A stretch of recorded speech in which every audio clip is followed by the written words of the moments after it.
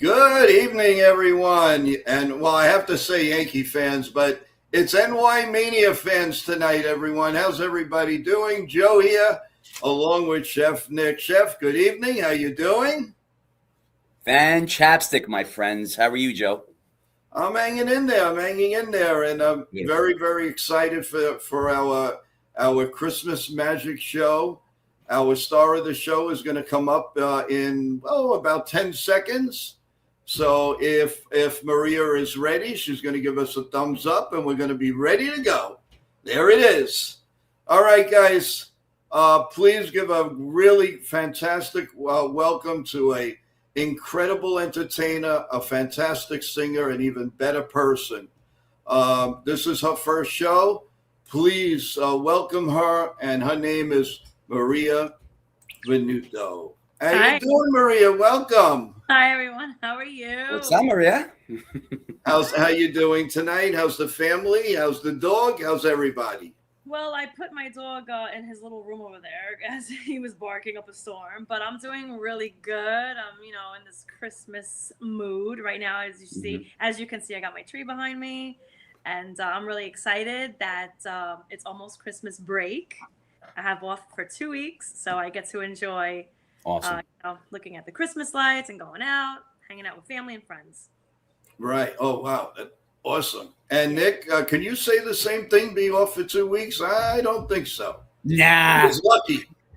When you work She is really lucky. when you work in a school, that's we're off for 2 weeks. Yeah. So Yeah, my schedule's 360. It really is, yeah. 24/7. 24/7, 8 days a week. Yep, that's me. Wow. My God. Unbelievable. Wow. Well, everyone, first of all, I guess, we'll definitely start with Maria because everybody knows Chef Nick, right, Chef? But we're going to get to you. Possibly. So, everyone, an amazing talent is right in front of us, and we are very, very, very lucky to have her. And actually, a week ago, well, tomorrow, we went to see her perform in Staten Island, New York, and I can't stop talking about it. We had such a great time.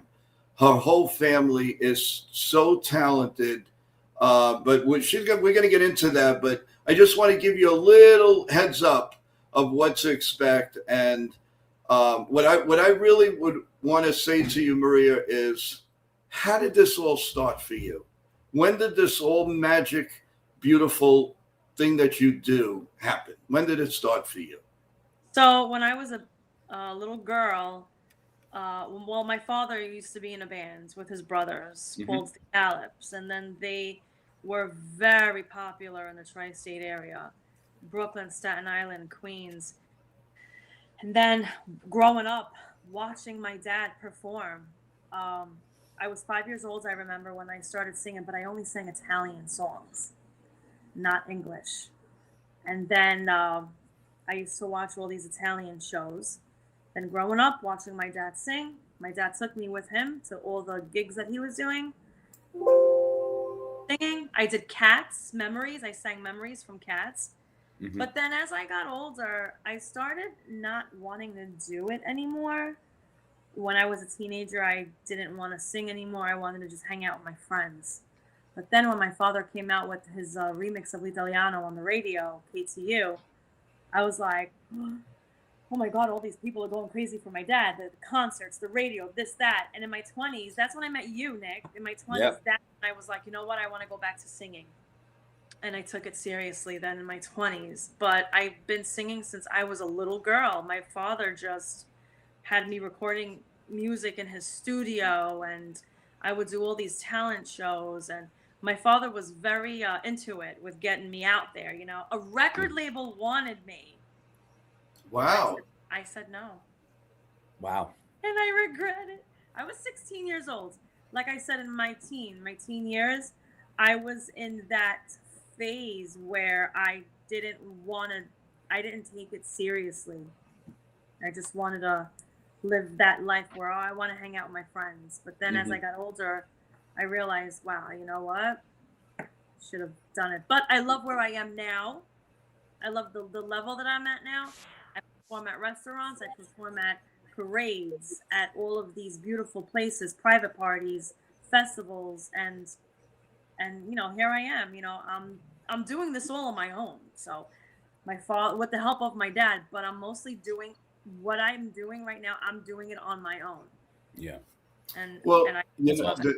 the one thing I will say is number one, uh, because of the way you did this, the local people and Brooklyn and I guess and Staten Island and Jersey, wherever you go, are really the lucky ones with the way you picked it out, Maria, because they are we are the lucky ones that get to see you perform like that. And we don't have to worry about 10 million people before we could at least say hello to you. In a way, it's kind of Yeah. selfish, but it's something that is so beautiful what you've done to the communities of New York, and we thank you for Yeah. that. Oh, anytime. I love what I do, and yeah, like you said, like it's not like the 10 millions and millions of people. It's just like if I go to a restaurant, there'll be people that will come up to me and they'll say, "Oh, I follow you on Facebook. I follow you. Not only I follow your cooking videos or your singing videos, but it's good to have that good amount of fans and Yeah. friends that do follow me. You know, that 10 million, 15 million, I think it's going to be too overwhelming. And, then I'm going to need like, what do you get? Like an agent or a manager to like check my TikTok for me, to check all these comments for me. I'm doing everything by myself.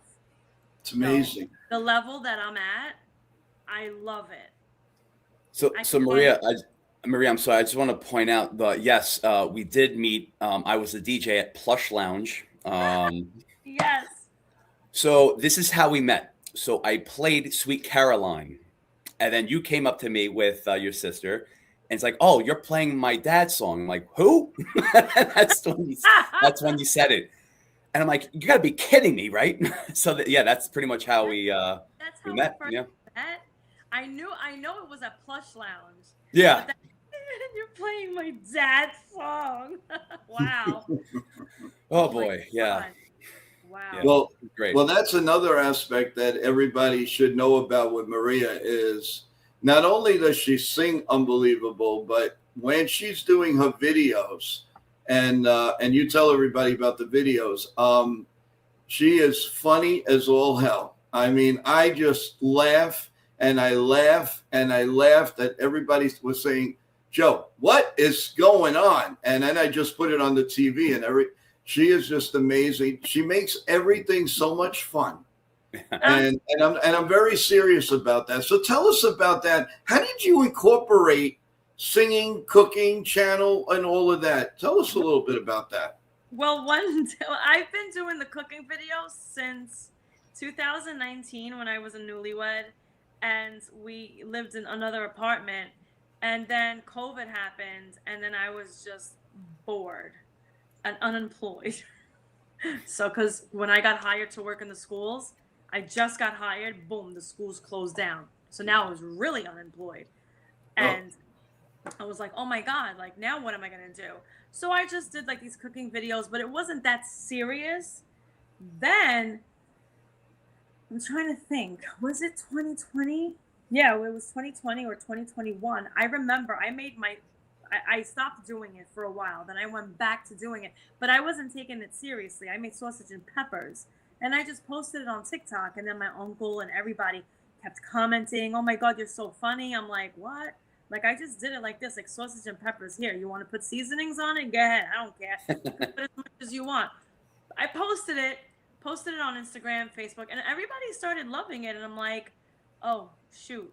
I guess I really got to continue this because everyone's loving it. Now I'm getting nervous because I'm not Chef Nick and I'm Ah, not that professional chef, but I can cook like my mother, the yeah. Italian, the old school Italians. My I love mother that. taught me a lot. So Yeah. then I just kept going and going. I'm like, let me just continue it. But I'm going to be real. If I Yeah. don't like something, I'll keep it. I'll keep it in the video. If I if I taste something and I don't like it, I'll keep it on the video. If Yeah. somebody likes to put utensils and things in my bag, I'll share it to the world. Someone stuck a fork in my bag after singing. I have forks and dishes now from this catering hall. And, Wow. but I'm real. I'm not fake. If I don't feel like editing something that looked funny, like bloopers, when people do bloopers, Yeah.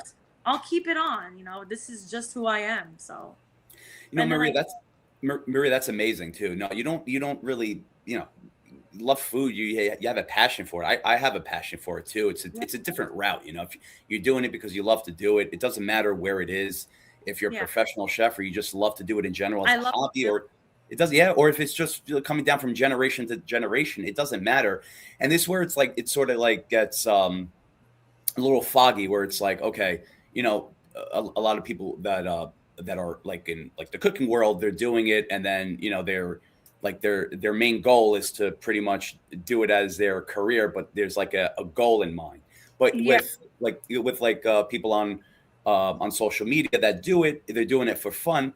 But for me, there's as long as there's a respect there, that's fine. But if anyone that has a passion for food, that's the most important thing. Not like not an escape, but it's awesome. It's awesome that you're doing it, and I love all your videos in regards to that. Oh, thank you. And I like to share it with everyone, what my mother taught me.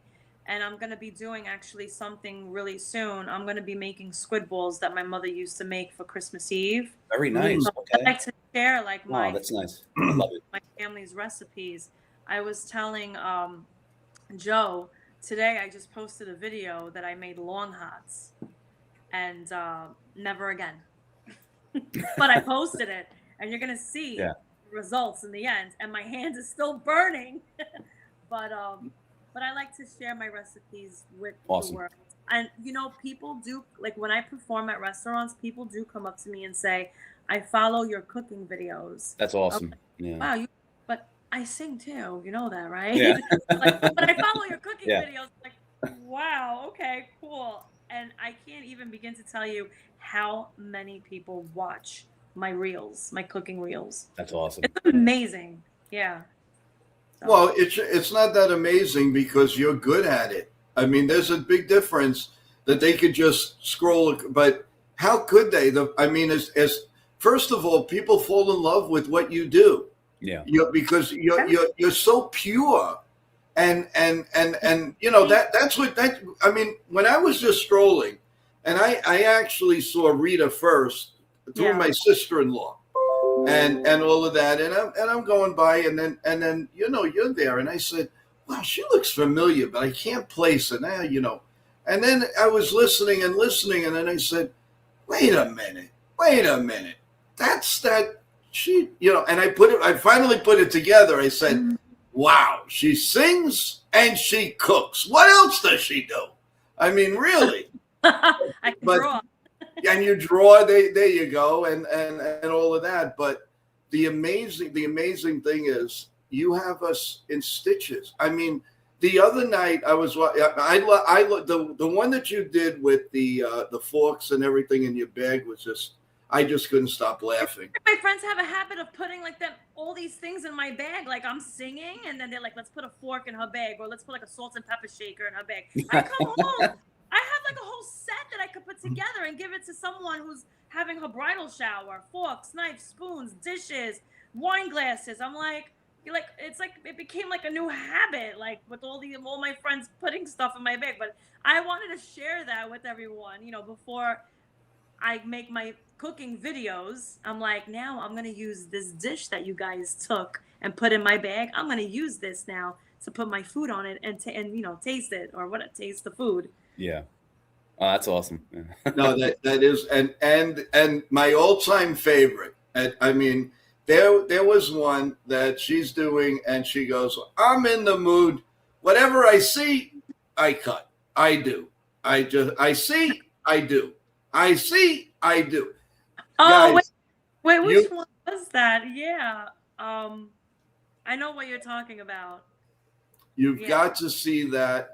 That is one of the funniest videos. I see this, I throw it in the pan. I see this, I'll just throw everything in the pan, put it in the oven.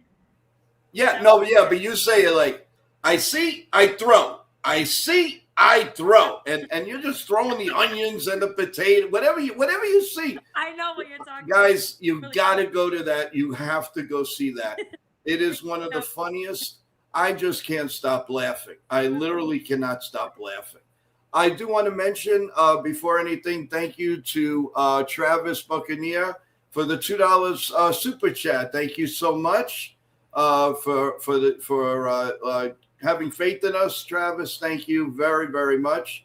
And continue listening. If you have any questions for Maria or Chef Nick, by all means, let us know. And again, and I didn't mean to, I just wanted to acknowledge the super chat. Thank you very much. There's a question here. Is that what everyone's commenting? I love to sing. Maria, what's your favorite Christmas song? Go ahead. Comment from What's your favorite? Yeah. This is from Wendy. Wendy is a big watcher of our program. She also has a podcast. And she does a little sports. She does some cooking. She does a few things. So, when I first mentioned about you, she got excited. She couldn't wait to talk to you. Oh, hi, Wendy. Yeah. So, if you love to sing, don't give up. Keep doing it. Keep going. And my favorite Christmas song has to be the Carpenters, Karen Carpenter's "Merry Christmas, Darling." Oh, wow. And you sang that at Bocce too. I sang that up at Bocce, and I love it. I love that song. And another one is the one that came out on the radio that me and my friend Vinny did, called "Angels in the Sky." Oh, yeah. There you we go. plugged that to no end. That's one of my favorites that Vinny and I did. So, yeah. Awesome. You have a question from Bill O, who's another nice cook with us. I just made sausage and peppers topped with provolone, pecorino romano cheese, a long hot top for a lunch special today. He has a cart, a big cart where they cook. Oh, okay. And he's been wanting to say hello to both of you. Oh, hi. Hello, my guy. Good to see you. Nick, let me answer that one because the long hot, I got no words when it comes to long hots. Well, Billo has a smoker. I believe Billo he has a food truck. So he has a lot of great recipes in regards to what he shares on the channel, and he gives me inspiration. So look, this is like where it's like, I always learn from everyone. Maria, I learned from you. Believe it or not, like there's so many ideas, and this is the beauty of everything. It's like if you love what you do, it's like there's no limit, and there's no it's just you're only going to keep growing. You're only going to keep reaching for the stars, as they say. So it's like, why stop there? Like there's so much growth around you where it's like, why can't you just learn from everybody? And this is what I do. Like I learn from everyone that has a passion, that loves what they do. And that's the only way to do it. It's like you can't really do it on your own. You can't. I mean, there's certain things you could do on your own, but then it sort of like comes to like you hit a wall. And it's like now it's time to just expand your palate, as they say, expand your horizons. So, but I love it though. When he said I just made sausage and peppers topped with provolone and pecorino cheese, never even thought of that. So that's a good one. And yeah, you said like I'm still learning, and I do get nervous, like when if I have my dad come over, if I have my dad come over for dinner, like I'll get nervous because like, is he gonna like it or is he not gonna like it? But I learned from my mom, from Rita, and Nick. You're Greek, right? That's right. And I'm Italian. Hey yo. So we can learn from each other. Absolutely. Yeah. And I can be the guinea pig. I'm gonna try everything. Me and Maria are having a great conversation right now. And now the chemistry. What am I, chopped liver over here? I mean, give me a break. Well, technically, chopped liver is a delicacy in Sweden, so yes, you are. I hate liver. I had liver and onions for one day. Never again. That is one of the worst foods I could eat. But Joe can be the judge, and he can, Italian. No, I'm just kidding. But I can learn from you, Nick. Of course. Definitely, and I see that too. Like I see with us doing something, in regards to that. You know, Yeah. absolutely, the Greek and the Italian. Why not? Souvlaki. And the taster. And then Joe the Taster. Maybe Joe can make some too. Yeah. Well, I do my bake. Well, he had my. Well, how was my baked ziti? Go ahead. It was great. No, man, Big CD was great. I loved it. Yeah. I like that. But like, I have a question though. Correct me if I'm wrong. If I post, yeah, I do my cooking videos, but is it normal Yeah. to look up recipes from other cooks just to get ideas and incorporate your own like into it? Is that okay? Because I do Absolutely. that sometimes. There's no that's the thing. So there's no like sacred rule. I mean, this is me. So the type of chef that I am, and a lot of people can vouch for it. A lot of people. I never will and never did throw pots and pans across the kitchen. A lot of people, they run an angry kitchen, and when they do run an angry kitchen, it's all ego. It's just they want to feed their ego. If you love what you do and you just have this like sort of mental state where you're all calm, where it's like you're doing 20 hours a day and you're feeding like 1,000 people, people are going to go crazy. I'm calm. That's my calm. I don't know. It's just that's just the way I am. So I treat my staff the way I would want to treat myself. I want to treat myself with respect. I want to treat them with respect too. But I also tell my staff too, it's like, look, everyone has the freedom of creativity. You guys can do whatever you want as long as it makes sense. Obviously, they come up to me, they ask me for advice, and I do the same because they know more of a certain thing, more of a certain department than me. And that's fine. I'm good with that. I don't know everything in the world. I don't. And I'm great to say that. But if I want to, again, learn like another thing today, another thing that like Chef Nick wants to learn, I'm going to go to my staff because they know more about it. They know, like, for instance, I'll give you an example. I was asking one of my cooks about how do you make tamales. I never did that before. He was showing me the ropes. We did it. And I did it, and I learned it, and I'm going to keep doing it. It's amazing. It's like there's never a stop to this. Never a stop. Is it tamales with the corn, the cover, like that covers the like that? That's pastelas. Wait, pastelas is with the banana leaf. Tamales. I'm sorry. Yeah, you're right, Maria. I'm sorry. It's with the corn husk. Yeah. Corn. Yeah, that's the one. I got that confused a little bit. You're gonna make that for me one day. Yes. Yeah. Yes, I will. Wow. Right now. Right now. Now. Let's do it. Now. There you go. That's my anger in the kitchen. Now. Jeez. Yeah. Well, you have a question here. You should always give props to where you get the recipes from and tag them to everyone. I always do that. Yes, I do. I always give credit to whoever like gave me tips. Like Rita, for example, I did a cooking video and I said something like, Rita gave me a good idea, and I tagged her. I'm gonna try this, and I'm gonna let you guys know how it tastes. Today, when I make the long hots, I said my uncle gave me tips on how to stuff them, but they were too skinny. I couldn't stuff them, so let's do it this way. I give other people credit, whoever gave me the idea. I'll never know. Yeah. Absolutely. That was a good comment. What's your top 5? So, Nick, you go first. What's your top 5 foods you've cooked? Oh, wow. Anything we can eat.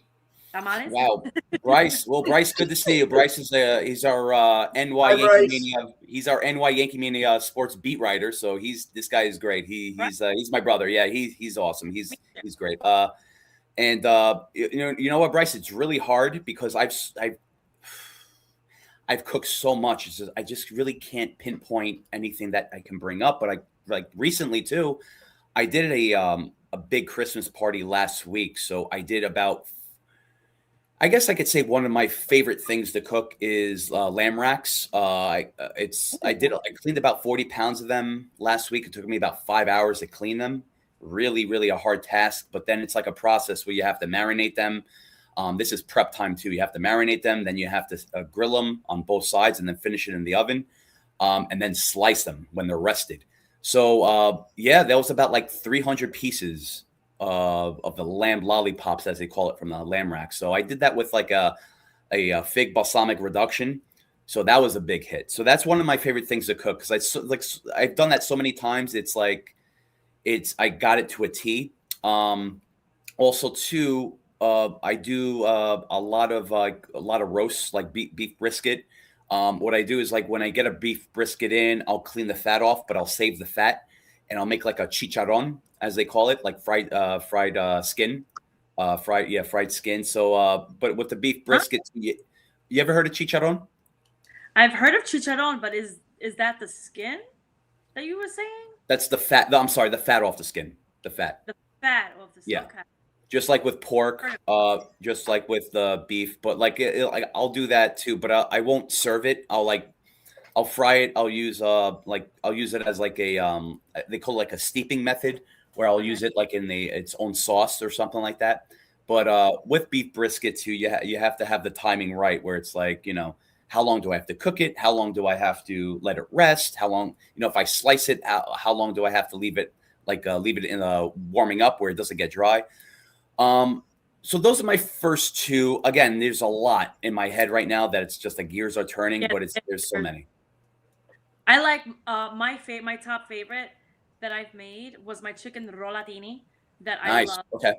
Ham, cheese, and sautéed onions, and Awesome. then I top it with crushed tomato sauce with olives, capers, mushrooms, and the chicken rollatini is rolled in oil and breadcrumb, and I bake them all in the oven. So and it's topped with all of these like awesome sauces and like I said, Kalamata olives and Nice. mushrooms. My second one is my lemon orzo chicken soup, Nice. which I love. I love soup. Uh, my third that I've done was I did it with my husband. He calls himself Master Chef Toto, even though he does not cook. Boom, But boom. it's the grilled octopus that we made Mm. together with the parsley. We call it amogyo. Amogyo is like the parsley with oil, lemon, salt, pepper, minced garlic, and Hmm. parsley, and we just mix it up and pour it over the grilled octopus. It's really good. And I love making stuffed mushrooms Yes. There you and go. Okay. anything soup like and the beef stew. Nice. Okay. I love beef stew. So yeah, You know, but my dad is like, you should sing while you're cooking. You should do like a singing cooking video. I'm trying. Maria, I forgot to tell you that I also make great Greek dishes. I don't know why, like beef brisket was on the top of my mind, but yeah. Speaking of soups, avgolemino, chicken avgolemino. Oh, with lemon? That's a oh yeah, the egg and the lemon. Yeah, that's. I can't really say the recipe right now, but again, chat or anyone that's listening in, if you guys want the recipe, please just message Joe and I can give you a detailed recipe. But I'll let you know right now that yes, just like a comfort food like chicken noodle, it's like the Greek spin on it. But also I do spanakopita, moussaka, do I gemista. panakopita, but you know what? Mhm. Is this a Greek lemon potatoes baked in like lemon potatoes? Like they put lemon. Is that a Greek thing? Are you saying inside the spinach pie or No, it's just like regular potatoes that you like on the peel, side? cut, and then you like drizzle like lemon on it with like. Oh yeah. Is that?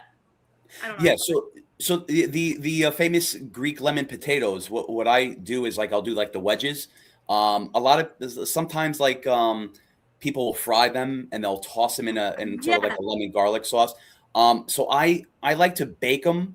I sort of get like when I cut them in wedges, I get like an nice even color on them, like caramelized color, and it's a little much healthier and a little crispier. I love. Yeah, like when you fry it, you still have the grease and it's a little mushy. Yeah. When you bake them, you have a great marinade with it, and it cooks evenly, and you have like a crispy and tender Yes. potato. But that always goes good with, let's just say, the moussaka and the spanakopita, the gemista, which is like the stuffed peppers and the ground beef too. So yeah, Spaghetti bolognese and cheesecake. Yep, love those too. Yeah, really. love it. Unbelievable. Like, Now, I'm as we get closer to Christmas, guys, what would you recommend as a new dish for a family? Something that their guests will say, "Oh wow, you never did this," or what would you recommend? Something new, something good for a family for leading up to Christmas or Christmas Eve. My mother's squid balls. Because Nice. Love it. I don't know if you guys do this, but us Italians or Sicilians, we do fish on Mm-hmm. Steve. You know, who's doing the shrimp scampi, baked clams. My mother did squid balls, and basically what it is you know, like the chopped meat, regular chopped meat when you make meatballs, Yeah. Right. but it's squid. You get the squid, and then my mother had a machine where the squid turns into like chopped squid meat, Yes. like ground meat, and then she would put the same ingredients as if you were to make a meatball: eggs, breadcrumbs, some grated cheese. But Love grated it. cheese doesn't belong with seafood with the Italians, but we don't care. So, yeah, grated cheese, parsley, soaked pieces of bread, minced garlic, and then you know you mix it all up, and then you form them into patties. You roll it up into breadcrumb. You roll them in the breadcrumbs so this way they don't fall apart. Then you fry them, and then after you fry them, you put them in the sauce, the red sauce, and that's how you make squid balls. But that is something people should try in honor of my mother, Gisela Venuto. Yes. I love it. I love it. Hmm. Yeah, so that's That's awesome. That's awesome. yeah. Nick, you have a dish that the people would. Well, you know what? Like you like, for instance, like if you, it's there's really a lot of things to mention in regards to like just recipes in general. But if you want to like do like something that's deconstructed, let's just say if you're going to do let's just say a cold station. I'm going by like party type of vibes here. Like if you're going to do like let's just say a crudité, which is like celery, carrots, blanched broccoli, radish, cauliflower. I know it's boring, but if you want to spice it up a little bit, maybe what I did was I had an event and I did bread bowls. Like bread bowls, you would put like chili in or like a stew in. So these bread bowls come in. I would slice them like about 3/4 of the way. I would grill them, and I would add like a dip to it, like a crab dip, or like a buffalo lobster or a buffalo crab dip. I would do like an avocado ranch, but then you would have all your like vegetables in the bread bowls too. So it's only like mostly about display as well. So it's just like, look, it is boring. It's like it could be like 1970s, old school. But if you sort of like display that in a certain way, you can sort of like wow, like like people that are over. But even with like a deconstructed like tortilla station, if you're doing, and I do this all the time too. If you Yeah. let's just say if you have like a pico de gallo, you have a salsa verde, salsa rioja. If you have like a lot of those things on the side, and you have like your corn tortillas, you have your taco bowls that I make by hand. You have these 10-inch tortillas that you fry. And the best way to fry that, of course, it's modern now, so they have it on Amazon where you can do it. But the old school way is to take a ladle and to push it down in the deep fryer. And then that's how you make your taco bowls. So you would have your like ingredients like iceberg lettuce and Shape of the bowl, like the yes. okay. Yeah. So what you would do is you would take your 10-inch tortillas. You would put your tortilla, your ladle down on the tortilla, fry it a little bit so it would form it, and then you would finish it off. And then you would turn it over so the oil can come out, and then that would be your taco bowl. So there's a lot of people are doing that now, especially going like towards like personal chefs. They have like them serving in like taco bowls too. You have your carne asada, you have your braised chicken, your pork pastor. So you have a lot that goes with that. So a lot of that's different now. It's more modern. But if you want to, let's just say, go a little old school, but still wow your guests, a beef Wellington is the way to go. So it's like, you have a filet mignon, beef tenderloin.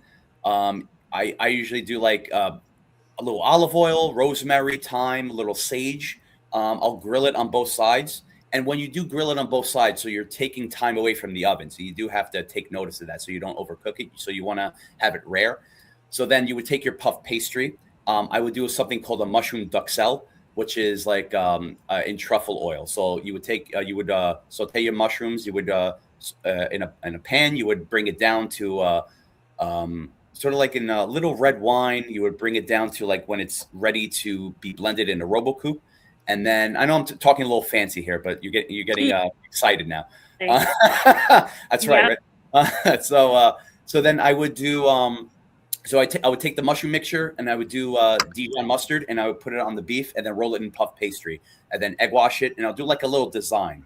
Like you could do little crescents, you could do little stars, and then I can I'll bake it in the oven 365 for about 15 minutes. And then when you let it rest so that it bleeds out, and then once you cut it, then you have a beautiful rare piece of filet mignon with the puff pastry. So damn, Nick. Wow. You know what I made that I was so proud of myself? You see, that's the thing with me. I made it last year, Christmas, the day after Christmas for my friends. I made fresh manicotti. The nice. Okay. manicotti, I made that from scratch. Nice. But like now, you see, because I am not a professional chef, I forgot how to do it with the ingredients. I think you need flour. I forgot what else eggs, something. You need something. I forgot what it is. I have to look it up again to make it again. But it came out amazing. That's the problem with me, is that I forget the recipes that I have to look it up again. Nothing wrong with that. I don't know if people don't know, like maybe Nick, like you might know everything off like from the top of your head, but I have to keep going back and see like, oh wait, how did I make that again? What are the ingredients? Because I forget. Yeah, me too. Maria, there's a compensation for that. You're also an entertainer. You sing. That's right. You sing too, right? So many songs you sing, and I mean, you don't. I cook like I'm also a para, right? I work in a public school till 2:20 from Monday to Friday, and what I do is when I come home from work during the week, if I have time, I'm doing the cooking videos. But every Friday, Saturday, and Sunday, I am not cooking. I told my husband, don't even bother me because I gotta go sing here. I gotta go sing there. So Friday, Saturday, and Sunday is all music.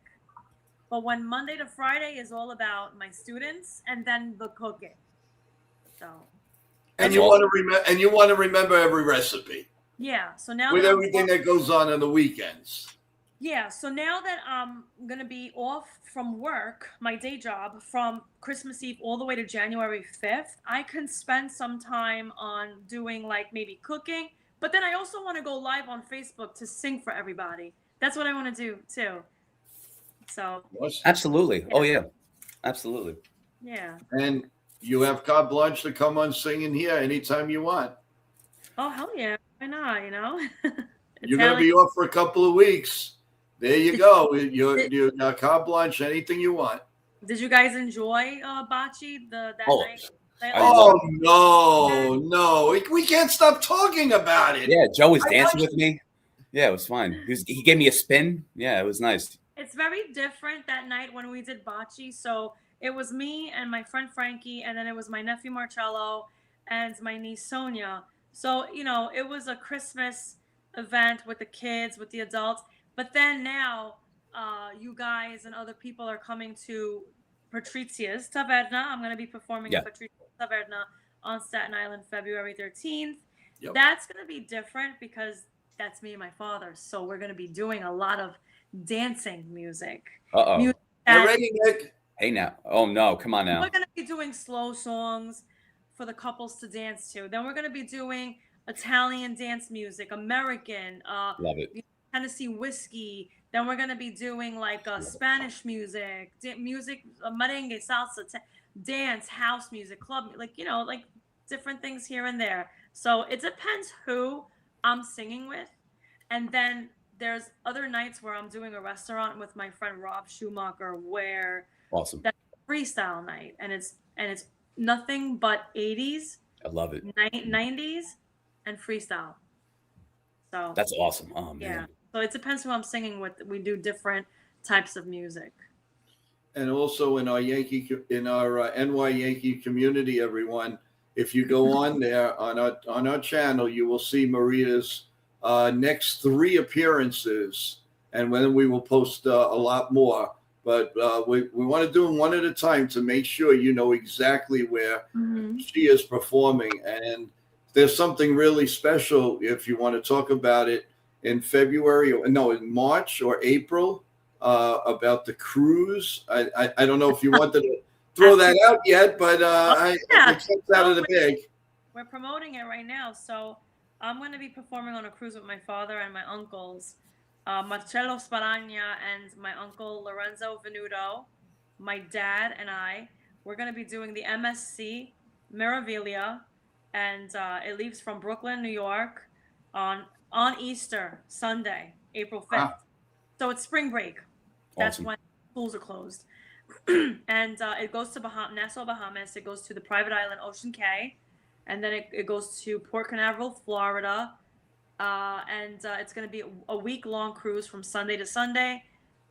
Springtime, so the weather should be beautiful. I'm actually doing that same one in February, but it's a cruise that my husband and I won. The more you play in the casino, the more you win. I won a free cruise. I'm just going to do the February break with my husband. But the April one is the one we're singing at. And then we have another one in June. The last day of school, summer break. Oh, wow. We're doing that cruise. It leaves from Florida. You guys should come June 28th on MSC, the same cruise line, MSC Seashore, different ship. And it leaves from Port Canaveral, and I think it goes to Cozumel, Honduras, Nassau, Bahamas, and the private islands. So Wow. that'd be fun. It's a week-long cruise, too, from Sunday to Sunday. We come Awesome. back July 5th, but I have a feeling that they're going to do fireworks on the ship, like for 4th of July.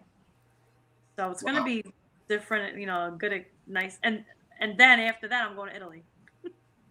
Oh my gracious! And then you wonder why you can't remember a recipe. But you know why? Like, I know, but like, I need this vacation. The Italy is just a vacation. So when we come back from the cruise, July 5th, I'm gonna have a whole week to just repack.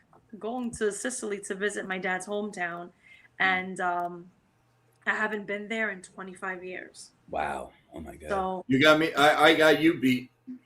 Mine is almost 30, almost 40. What are you waiting for? Yeah, what are you waiting for, Joe? New Year's, no. Well, if we just hopefully next year we're gonna go, because I mean my whole town is Mingoia, so forget about it. Yeah. In Sicily, where is the family located in Sicily? So my dad's from Porto Empedocle, which is near Agrigento, and my mother, God rest her soul, is from Gela, which is an hour away from my dad's hometown. So their cousins live there still, and their aunts and uncles, and we're gonna go visit them. And it's all near the water, so they're really known for a lot of fish. So all they eat nothing but fish and fish. So And eating all day long. Everything is bistecca. Everything is bistecca. It's different in Italy because from what I know, from what I remember, and then they still tell me this, that 2:00 they eat a huge dinner. Because I think the guys come home from work to take a break, and then they eat this huge dinner, and then they go back to work. But then later on at night, like 8:00, they'll eat like the lunch, like sandwiches, like small stuff, antipasto stuff, olives, cheese, meats. Maybe they'll make like little bread pizzas at night, So, but in the breakfast, when they have breakfast, they're known for il cornetto, which is like a little croissant with cappuccino. They don't have like this huge like eggs and what we have, like pancakes, waffles. They have like a simple breakfast. Okay. Like little biscotti, Yeah. So I can't wait to like just eat all that. I'm there for the food. I told my father, listen, I want to visit your family and your cousins, but I am there for the food. The food videos that I'm going to be making there, the fresh ricotta. Can't wait for that. And gelato too, all kinds of ice cream. Oh my God! And are you one that's picky that you can't have cappuccino after a certain? Oh, I go crazy. Yeah, they say, but that's news. that's new news to me because I didn't know that after 11 o'clock you can't have cappuccino. That like they're gonna look down on you or something, and then you can't have cheese Really? with your food. Oh my god, I can't ask for cheese with my linguine with clams. Who made these rules up? Pack Who's it, responsible? pack it in there. Just pack it inside something. Don't worry about it. My father did it on purpose, and he got yelled at a restaurant. Oh my god. He goes, Jeez. watch this. Can I have some grated cheese with my calamari or with pasta with the clams? Non si fa queste cose. I'm like, oh my god, Dad, and you took that, like you even like had it on video. Oh, there's the Yankee fan walking in. All right. You got to come up. Salvatore, Mr. Yankee fan. He's a big fan of Aaron Judge. How did you know that? I know everything. Nick will tell you. I'm a psychic. Yeah, he has a tingle. Aaron Judge, yeah. He met he met Ranger players. He met wrestlers. Yeah, Adam Graves. Adam Graves, yeah. He hasn't met any Yankee players yet, but he's met a lot of Rangers and wrestlers. Oh, don't worry, he will. I don't know if you guys know this, but I sang for Hulk Hogan. Yeah, you were telling me when we went. Yes, tell us about that. The fans will love it. Go ahead. Yeah, please. So I went to Florida. I think it was last summer? No, 2 summers ago. I went to Florida, and my husband and a friend of mine told me that he has a Hogan bar. Right. I forgot the name. And Hogan's Hangout. Hogan's Hangout in Clearwater, Florida. Mm-hmm. So, oh my God, I'll never forget. It was in the middle of Tropical Storm Debbie, and I have a condo in West Palm Beach. So we drove from West Palm Beach 4 hours to Clearwater in the freaking tropical storm hurricane Debbie, and we finally arrived there. Checked into the hotel that night. We went to the Hogan's Hangout with my friends and my husband, and he was there. And it's karaoke night. He does karaoke every Monday. Right. And God bless his, I never cried for a celebrity, but I cried for him. So you have to put your name in, and I kept putting my name in, and they didn't get my name. And I'm like, and then someone said, "Oh, I'm sorry, we're out of room." And my friend goes, "Listen to me. You better hear Maria. She's a singer. Okay, fine, we'll put her name in." I finally got to sing Tennessee Whiskey for Hulk Hogan. Oh, and my God. I wish I can show you the video. Damn. But I love that song. Oh man. That's I learned that was his wedding song. Oh God.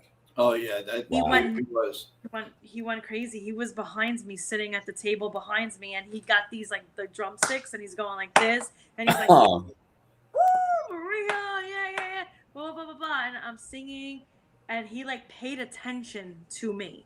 Then after I sang, I went up to him and I was like, "I just want to say, what an honor to meet you. My husband's standing right there, and he's a huge fan of yours." He goes, "Are you going to stay here?" I was like, "Yeah, I'm going to stay here." He goes, "I'll be right back. I have to do something, but I'll be right back." I'm like, "Can you sign this?" Sal, what was it? A bobblehead. Was it a bobblehead? Oh, yeah. Signed for you?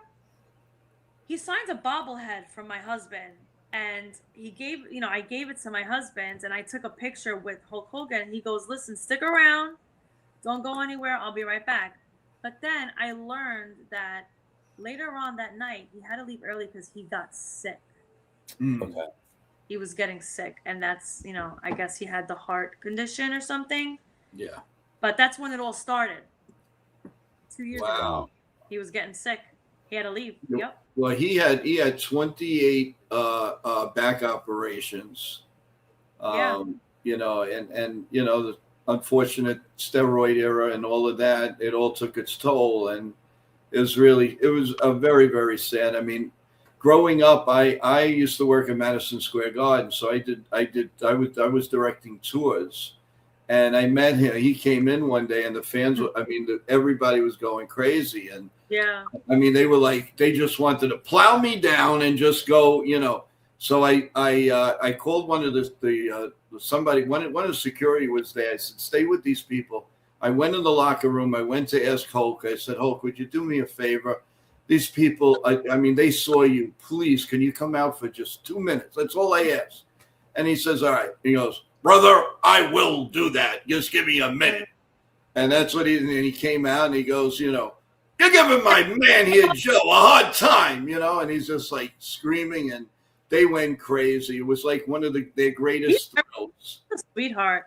Let me tell you, he's such an. And then I met another wrestler who was sitting next to him. Sal, what was his name? Brian Knobs. Jimmy Hart. Who? Jimmy Hart. Oh wow. Okay. Jimmy Hart. Yeah. Jimmy Hart. Oh, Jimmy Hart. Yeah. The mouth of the South. There we go. The autographed bobblehead that I can show them. Jimmy Hart. Yeah, and he was so sweet. They were very nice people. I gotta say, he like one of the nicest celebrities that I've ever met. And then when I found out that he passed away, I never cried. I never cry for celebrities when they pass away. I only cry for him. And my husband is a huge fan, so like, you know, it broke my heart when I found out. But yeah, that was quite an experience. That was one of the best days of my life. Singing for him. That's awesome. Amazing story. Amazing. Yeah. And also you've got, which I just found out recently watching your videos. That was another amazing feat right after COVID. You were named Woman of the Year, and that is an amazing feat. And tell us about that. How'd you feel? I felt honored when they had called me and said, you know, we want to name you Woman of the Year, and it was in the heart of COVID actually. And because I perform for a lot of Italian American dinner dances, like the social clubs of Italy, the Carini Club, Club Napoli, and Marina Gioiosa Club, and I'm involved in the Columbus Day parades. Yeah. You know, I'm involved in all of the Federation of Italian American Organizations. They put together all of these wonderful Italian American events. The mayor's involved, and they get me to sing for them. And then there's a famous Italian channel called Rai Internazionale. And then New York Canta. They have these beautiful concerts. All of the a lot of Italian artists from Italy come to America to perform, and I perform over there too. Then we have the gala. So I'm involved in a lot of these Italian American organizations when they have all these events, and I sing for them. That they name me Woman of the Year because they said that I inspire them, that they look up to me. You know, there's a lot of people out there that want to be a singer, a lot of kids out there and that want to be a singer. And, you know, they look up to me. I inspire them. And then they named me Woman of the Year. So then they had a beautiful party for me after COVID. They had to cancel it, but then they had it again the next year after COVID. In Long Island, I think the catering hall was called Verde, and yeah, I think I know a huge poster of a picture of me, and everybody was signing. Awesome. You know, like when you go to a Sweet 16 and like you're signing on the poster, like there's like a picture of me, and then they're all signing, and I sang, and my mother had just passed away, so it was like kind of hard for me. But my dad was there. They also honored my father. It was also the 50th anniversary of my father's band, the Calypso. Gotcha. So they had a huge cake for them, and it was a great party, That's party awesome. That they celebrated for me, and I was so happy that they did that. Yeah, it was very nice. Yeah, that's awesome. I can imagine. That's an amazing story, and congratulations. Well deserved, well deserved, and can't say. Oh my God! Wow, that was a surprise. Yeah. And Nick, weren't you runner-up? Well, Maria, I have a surprise for you. I was runner-up that year when you won. I was runner-up for Woman of the Year too. So you beat me out. I'm so. But listen, you know what? Where were you? Anyway, you could have came. Well, I on you. The sash. Oh my God! I gave it away. Or were you working in the back in the kitchen cooking for me? That's true. I was pretty upset. Nick was there, but he was in the kitchen making me my filet mignon. No. There you go. You know I what? love it. We gotta make Nick be man of the year next Right. year. Oh my gracious. Okay, let's do it Because right now. when I was woman of Yeah. the year, they also had man of the year, and his name was Joe Macchiarello. So it was me and him. But you know Okay, what? all We're right. gonna make you man of the year next year. Let's do it next year. All right. Yeah. Well, listen, we have like another week before 2025 is over. That's true. I know. Okay. So what's everyone doing for the holidays? That's a very good question. Okay, That's a let's great do this. question. Very good question and equation. Question. Well, one thing is for sure, I am very happy that I don't work overnight anymore, 11 to 7 for almost 30 years. So I am very happy that I can get to spend with my family and my nieces, my great nephews, nieces all said, but is Uncle Joe, is he really with us or what? He misses everything. He's never here. I'm there in spirit. I'm there in Zoom, but I'm not there. So when I surprised them and and retire from the nighttime, it was, it's such a joy because they cling to you and they love it. And it just brings the joy into my eyes. I'm very sentimental anyway, but that's besides the point. But I just love it. And I love being with them and it's such a great feeling. I like you, I lost my parents, but we had them for a long. They were married 50 years, and they were amazing. I think I told you my dad was had a bakery basically all his life here in America, I kind of miss it a little bit. But I don't miss leaving parties on New Year's Eve where we have to go make breadsticks or so that's the only thing. But if you were there, we had the apartment above the bakery, so sometimes we would go upstairs, just to relax. And the smell of the bread there's just nothing like it.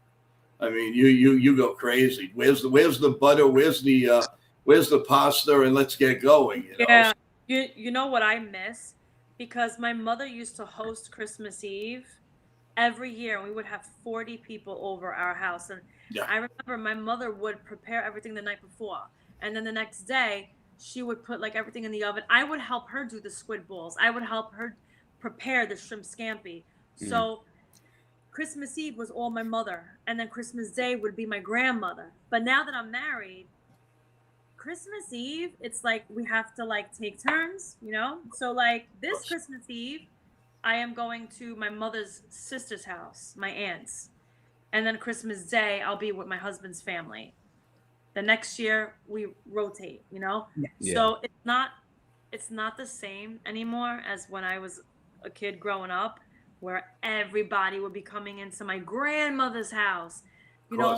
She had and back then it was safe. The door would be unlocked. Yep. People would come in, and all of us would be turning around. Oh, it's Frankie. And like 9 o'clock, 10 o'clock, everybody would have the espresso and the wine. The door would open. Carmelo, Kai, Carmelo. Here, all right, come inside. Have some espresso, Di Zolone, or whatever. And back then, the door would just be left open, and everybody would pass by after they had dinner with their family. Everybody would then come over. But now, it's like, it's not the same. You gotta give your name at the door. Yeah. You lock the door, you eat, you have coffee, and then, okay, all right, guys, have a good night. I'm going home. Then you're home, and you're like, now what? Yeah. Very true. It's not the same anymore. Oh boy, you're right. That's why I always say on the stream, we have some serious talks because we do. I'm very true with the audience because I love each and every one in our chat, and our staff is just amazing, and cherish the time that you're with your mom and your dad and your grandparents, because it's just the greatest thing. Your mom and dad are your protectors, and they always will be. They'll always be with you in your heart, if they're here or not. But It's a very, if you have a couple little anger stuff and whatever, you know what, people, life is too short. It's just too darn short. So enjoy what you have in front of you. Enjoy the grandkids. Go for a ride, go for a ride. And whoever lives in Brooklyn, go see the Christmas lights in Dyker Heights, because they're That's right. So that's what I do to keep myself like in a positive, path. If I ever feel that I am alone, I don't drive, so my husband and I will go for a ride especially during the holidays. We'll go see the Christmas lights. I'm going to see the Rockettes. Anything that makes me happy in this Christmas holiday season. Yeah. I love, look at my tree. Like, I love decorating for Christmas. And since I was a kid, I was the only one decorating in my house. My mother would be like, no, I don't feel like decorating. My father, he would watch his movies. I'm the one decorating inside and outside. So I'm used to doing, and that's what makes me happy. So if anybody out there feels like they're alone or that they're sad, just, take some lights out, start decorating, go out, go for a walk, go look at beautiful Christmas lights, outside people's houses, or, make some eggnog, or like, hot cocoa, and watch Christmas movies like Home Alone, or Christmas Vacation with Chevy Chase. Just do things that make you happy, that cheer you up during this holiday season. That's very true. Like, I buy myself Christmas gifts too. So there's nothing wrong with that. Absolutely, you have to reward yourself. And what's on Santa's list this year? Absolutely. I spoil myself. Woo! You deserve to. You work hard enough. Yeah, why not? I wrap it up and I open it. I'm like, oh my God, I love it. Who's Look what I got. Honey, come here. Look at this. If you feel sad, buy yourself a Christmas gift. I remember even just the biggest party night, like with Thanksgiving Eve. We would all go out and have a great time and dance. And I just remember a specific friend. He's like, "Oh, you want to battle on the dance floor?" It's like now, those days. It's like now I'm battling arthritis in my joints, my elbows, my knees. Like I can't even move. Like, I'm lucky I go to the gym. Like, I just walk to the gym. But dancing, it's like I gotta be stiff. But even so, it's like the point I'm trying to make is like the craziness. I'm done. I'm done with the craziness. Just put aside like just working, especially like working in the heart of Midtown Manhattan, right near Rockefeller Center. I'm done with the craziness. Everyone wants to go out. They want to have a good time. I want to stay in with my family.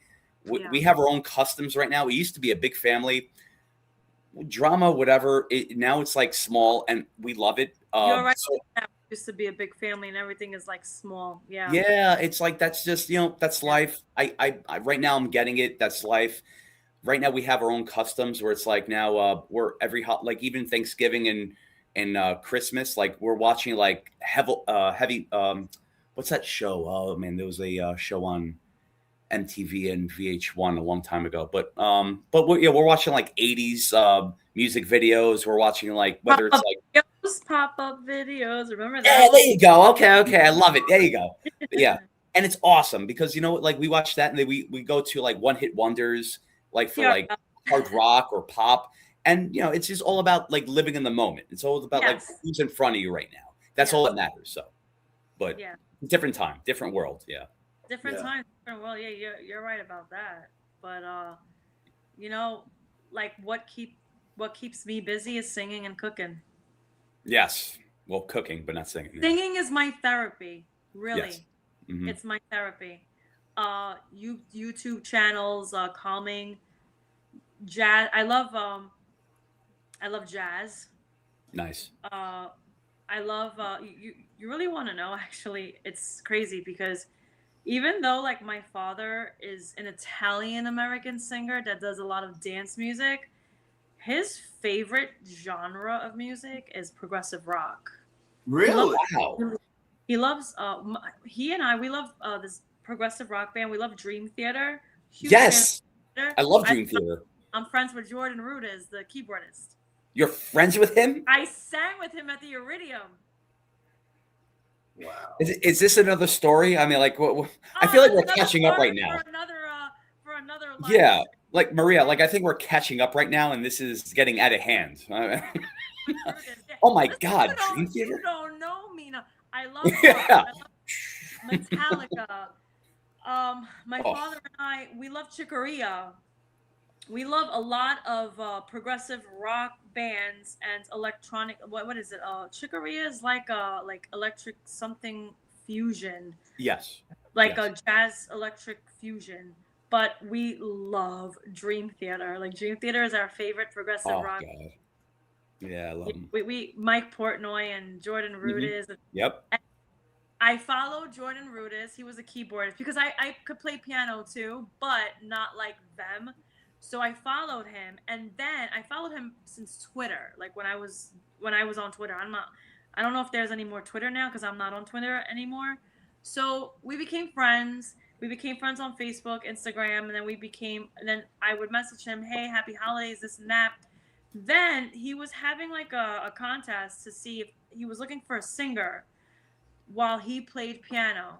And there were a lot of people auditioning. So I auditioned, and he already knew who I was.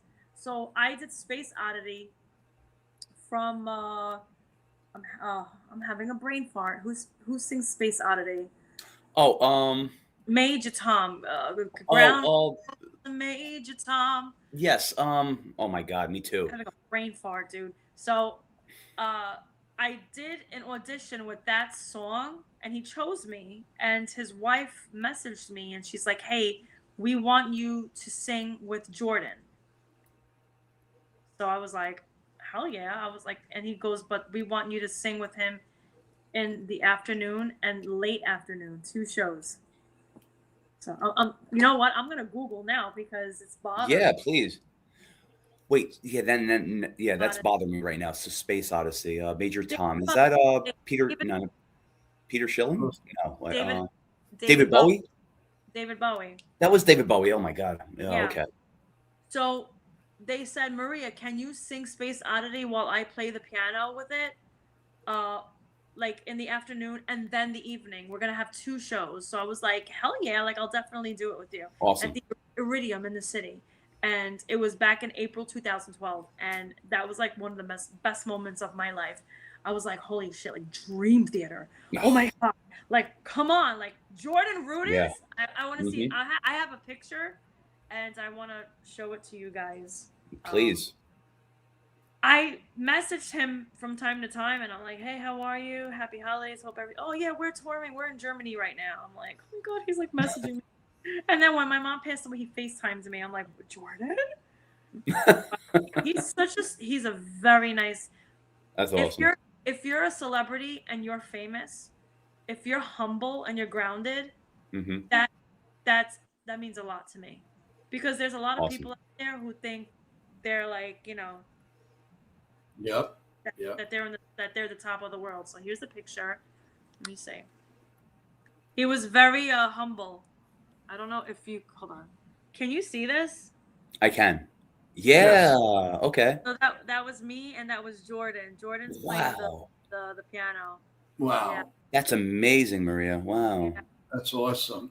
You know, I'm getting a lot of comments in the email, and that's why I was looking down a little bit. Oh, yeah, everybody loves this interview. They don't want to. They don't even want to give. They just want to listen. They don't want to give. Want to ask it. They said, "Joe, is she coming on again?" And I guess I could speak about. Yes, she will. They don't. Yeah. They love you. They love you guys. They don't even want to ask questions. No questions. We have a lot of people viewing right now. And I just wanted to let you know that they're so happy with this show. And Maria, again, can't thank you enough. And this has been awesome. And we didn't even touch on your family. I mean, your little ones are. I mean, they are just dreamy. They are. My brother's statement was, "I want to take that little one home with us." And you know, just let me see if I can show you. Talent. The talent in your family is amazing. My little nephew Marcello, so he, I had we went to a restaurant, and I asked my friend Rob, who sang there. I said, "Can I have Marcello sing a song?" And he was like, "Sure, sure." So he sang "Beyond the Sea." Right. Everybody, and he was 7 at the time, and everybody went crazy at the restaurant. So I took a video of him, and then I'll never forget. It was like 2 o'clock in the morning. I posted it on TikTok, and hashtag. But I didn't think anything of it. I'm just like posting it because I was new on TikTok. The next day, I have 2.7 million views. Oh, And wow. I Oh my had God. the people, the producers of Drew Barrymore contact me. Hi, you know, is it okay if we could have Marcello at our show? So I made sure that I sent everything to my sister, because that's Marcello's mom. So I sent Yeah. everything to my sister, and then I had like ABC. I had Good Morning America contact me. I had another news, Fox, NBC, Channel 11, Channel 2 contact me and ask, "Hey, listen, we want to put Marcello on the news. Do you have the original video?" So I sent them the video. I sent my sister the video, and then I made her handle the rest. And he was on TV, and he was on the Drew Barrymore show. And here's a picture of. I want to show you a picture of my nephew at the Drew Barrymore. Well, I forgot what channel this is, but that's Marcello. Oh, okay, CBS. okay. CBS. Awesome. Very nice. And then this is Marcello with Drew Barrymore. She fell in love with him. Oh, that's awesome. Yeah. Nice picture. Yeah. It's Oh, awesome. that's awesome. And then I don't know if I have a video of him singing, but I don't know. I can't find Well, it. here's the question. Can He we went get him on with us? What do you mean? Can he come on and maybe give us a Yeah. little interview and maybe a little song? Yeah, definitely. Like one day, like we'll do like another a live stream, and I'll definitely have him come. Yes, Maybe and Sonia. Yes. And Sonia. So, yeah. Sonia too, yeah. Yeah, Sonia was excited when she heard about you guys, and she Yeah. said, "Oh yeah, Yeah, I I'm saw gonna her be face, on yeah. TV." Yeah, so this is the video that made him go viral. Hold on.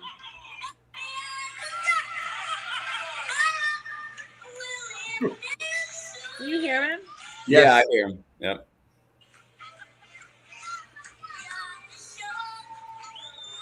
Now watch the people go crazy at the end.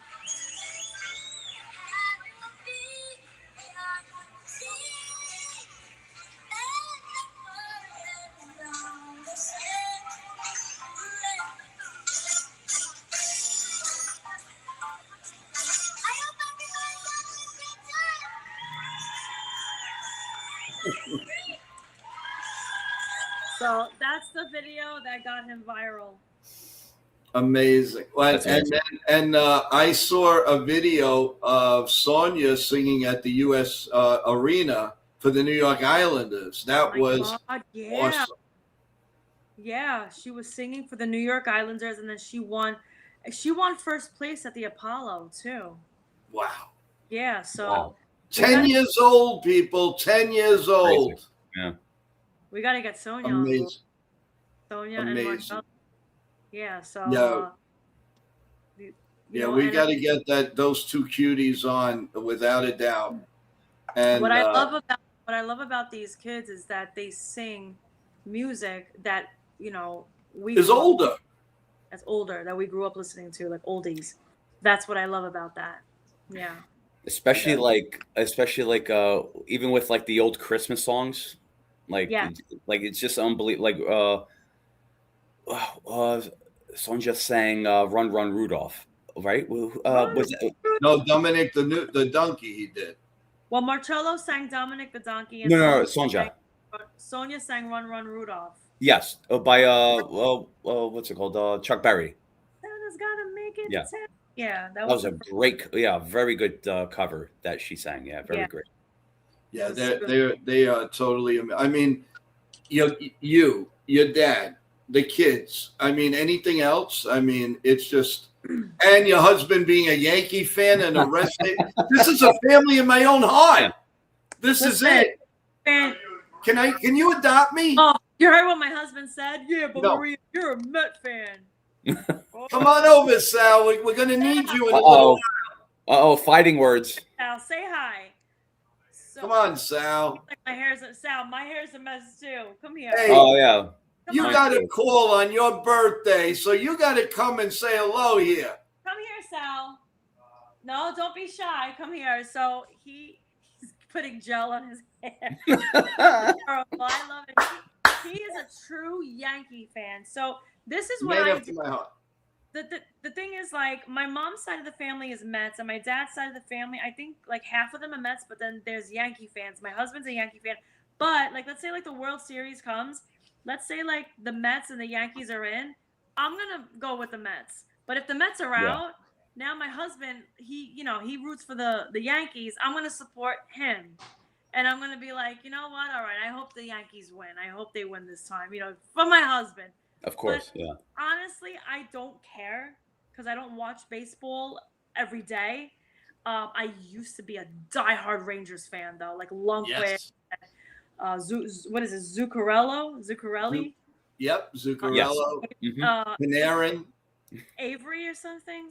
Come here. Look at this shirt that he has on right now. Come Will here. you come here? Come on, Sal. Ew.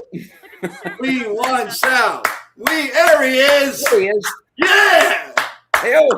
So tell What's them up, about your Yankee memorabilia that you collect and stuff. Yeah. Tell us, Sal. Since I was a kid. Talk about your little Yankee world. Well, my wife, don't excuse my wife because she has no idea about sports. And she just brainwashes people that she's a Met fan. Meanwhile, she can't even name one player from the Mets. I can. All right, there's one guy from the Mets that I like, and he sings, "Oh my He retired. God." He's no longer there. He's no longer there. Yeah, he's not there anymore. So my wife has no clue about sports. Just stick with singing. So Which she does a pretty good job of. No, she does a good job, but like I've been going to signings anytime that I have a chance. Awesome. I saw Mike Tyson actually Yes. Oh, recently. get out, yeah?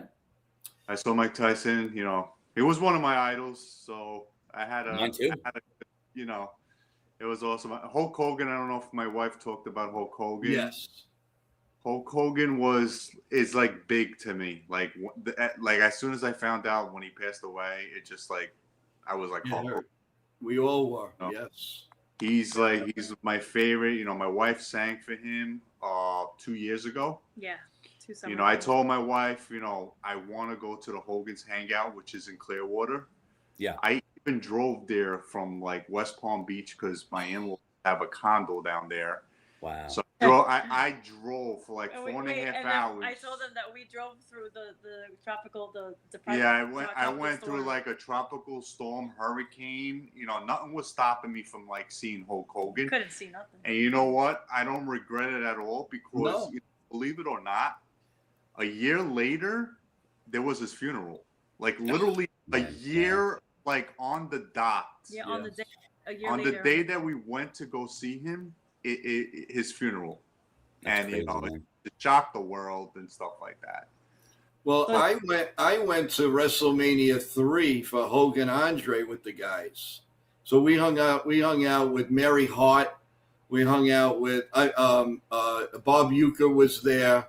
And they ordered 100 Little Caesars is big in Detroit. So they ordered like over 150 pies of pizza. It was like buy one, get one free. So like Pat Patterson and all of them, they were going, let's just get it. We have a ton of people, 150 pies. And believe it or not, Andre the Giant, he had in front of us, he had 78 beers. Wow. And he had, I would say, 11 pies, maybe 10. 10 pies. Wow. And I was like, you got, and after the beers, he had, I don't know what drink it was from Montreal, from his whatever he was drinking. They said that a normal person would have been knocked out 20 times. He didn't feel a buzz, and he was one of the funniest guys. But don't cross him. Age too, right? He passed away at a young age. He passed away in what was it, 2002 or 2002? Yeah. Wow. He passed away a while. Only 46. You want to show them the belts that they signed? Who signed your belts? Well, that was the Tyson belt. Show them the belt that he signed. I would have to go in my man cave. I got He's got a man cave too. Yeah, well, I'll tell you, that event that you go to, our guy Nitin from Nitin Sports Rush gets us a lot of the guys. And I did send you a list of all the events that are coming there, and you'll get more soon. Yeah, I would like to see what's his name, Evander Holyfield. Okay. Yes. Since Mike Tyson, since I got to see Mike Tyson, I would like to see Evander Holyfield because they had a big battle. Yes. You want to see his non-ear? Yeah, his ear. Show him all paper chew. That you got. Great. Show him. Well, Take one, or the bobblehead of Hulk Hogan. Oh, the bobblehead I saved. I storage. They're all in storage. Mostly. Yeah, don't touch them. Leave them alone. I got a question for Sal. Hey, Sal. Good to see you. Oh, no. All right. So, what do you think about NWO and DX? Who do you like better? That's a good question. You damn right it is. But that's why I'm asking it. I gotta say, I think it's about the same, to be honest with you, because Triple H and Shawn Michaels, they're two legends right there. And then you got Bulldog, and you got Pac, and you got I was fortunate enough to meet Billy Gunn too. He came to my parish. Wow. And I got to see him for free. In my parish, he just walked by on my block, and I took a picture with him as well. I was fortunate enough to also see Superfly Jimmy Snuka, believe it or not. Wow. Oh my God. So he was on my block. Yeah, well, he hung out a lot in Bensonhurst. That's true too. Okay. Yep. You know what Joe mentioned? He mentions that somebody thought that Vicky Vicious Venuto was my sister. Can you tell them how you got to find found her? The thing is, they came to my so I don't know, because I was I was looking at the posters because to see who was coming at my parish, because my parish is Most Precious Blood. Yeah. Right. And they all of a sudden on a poster, I noticed a name that said Vicky Vicious Venuto. And I turned to my wife and I'm like, Maria, is this person related to you or something? Because she has the same last name as you. And she goes, no, I don't recall having a cousin by that name. And supposedly, what's the story behind it? So I reached out. That's when I reached out to her. And I said, hey, any relation to my family? Because your last name says Venuto. And she says no. And I told them actually at the beginning of this live stream that she said, I'm actually a big fan of your father's, Angelo Venuto. So my wrestling name is changed to Vicky Vicious Venuto. Wow. And somebody told Joe, oh, is Vicky Vicious Venuto Maria's sister? So we should have her on the show soon. Definitely. Oh, that would be great. Mm-hmm. And we got to go to a wrestling match. Yeah. Right. Madison Square Garden. I would have loved to see John Cena. He's John another guy. Cena. I called the last match right here on the show. People went nuts. Yeah. I was screaming. I just went. I made everybody feel like they were in the front row. We just went wild. I actually called the Survivor Series, and we're gonna call the 2 days of WrestleMania. So if you like wrestling, don't worry, we're gonna get you involved, Sal. I love wrestling.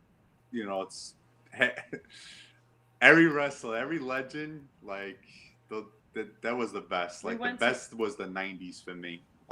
Oh yeah, me too. old, Yeah. but I used to have a crush on Scotty Too Hottie and Oh, now it's coming out. Now it's coming out. Too cool. Grandmaster Sexy. well, I think one of them killed themselves. Grandmaster. If you would have known me then, Oh, I would've God. put you no problem. I think Scotty Too Hottie. My face is red because I'm Yeah. blushing right now.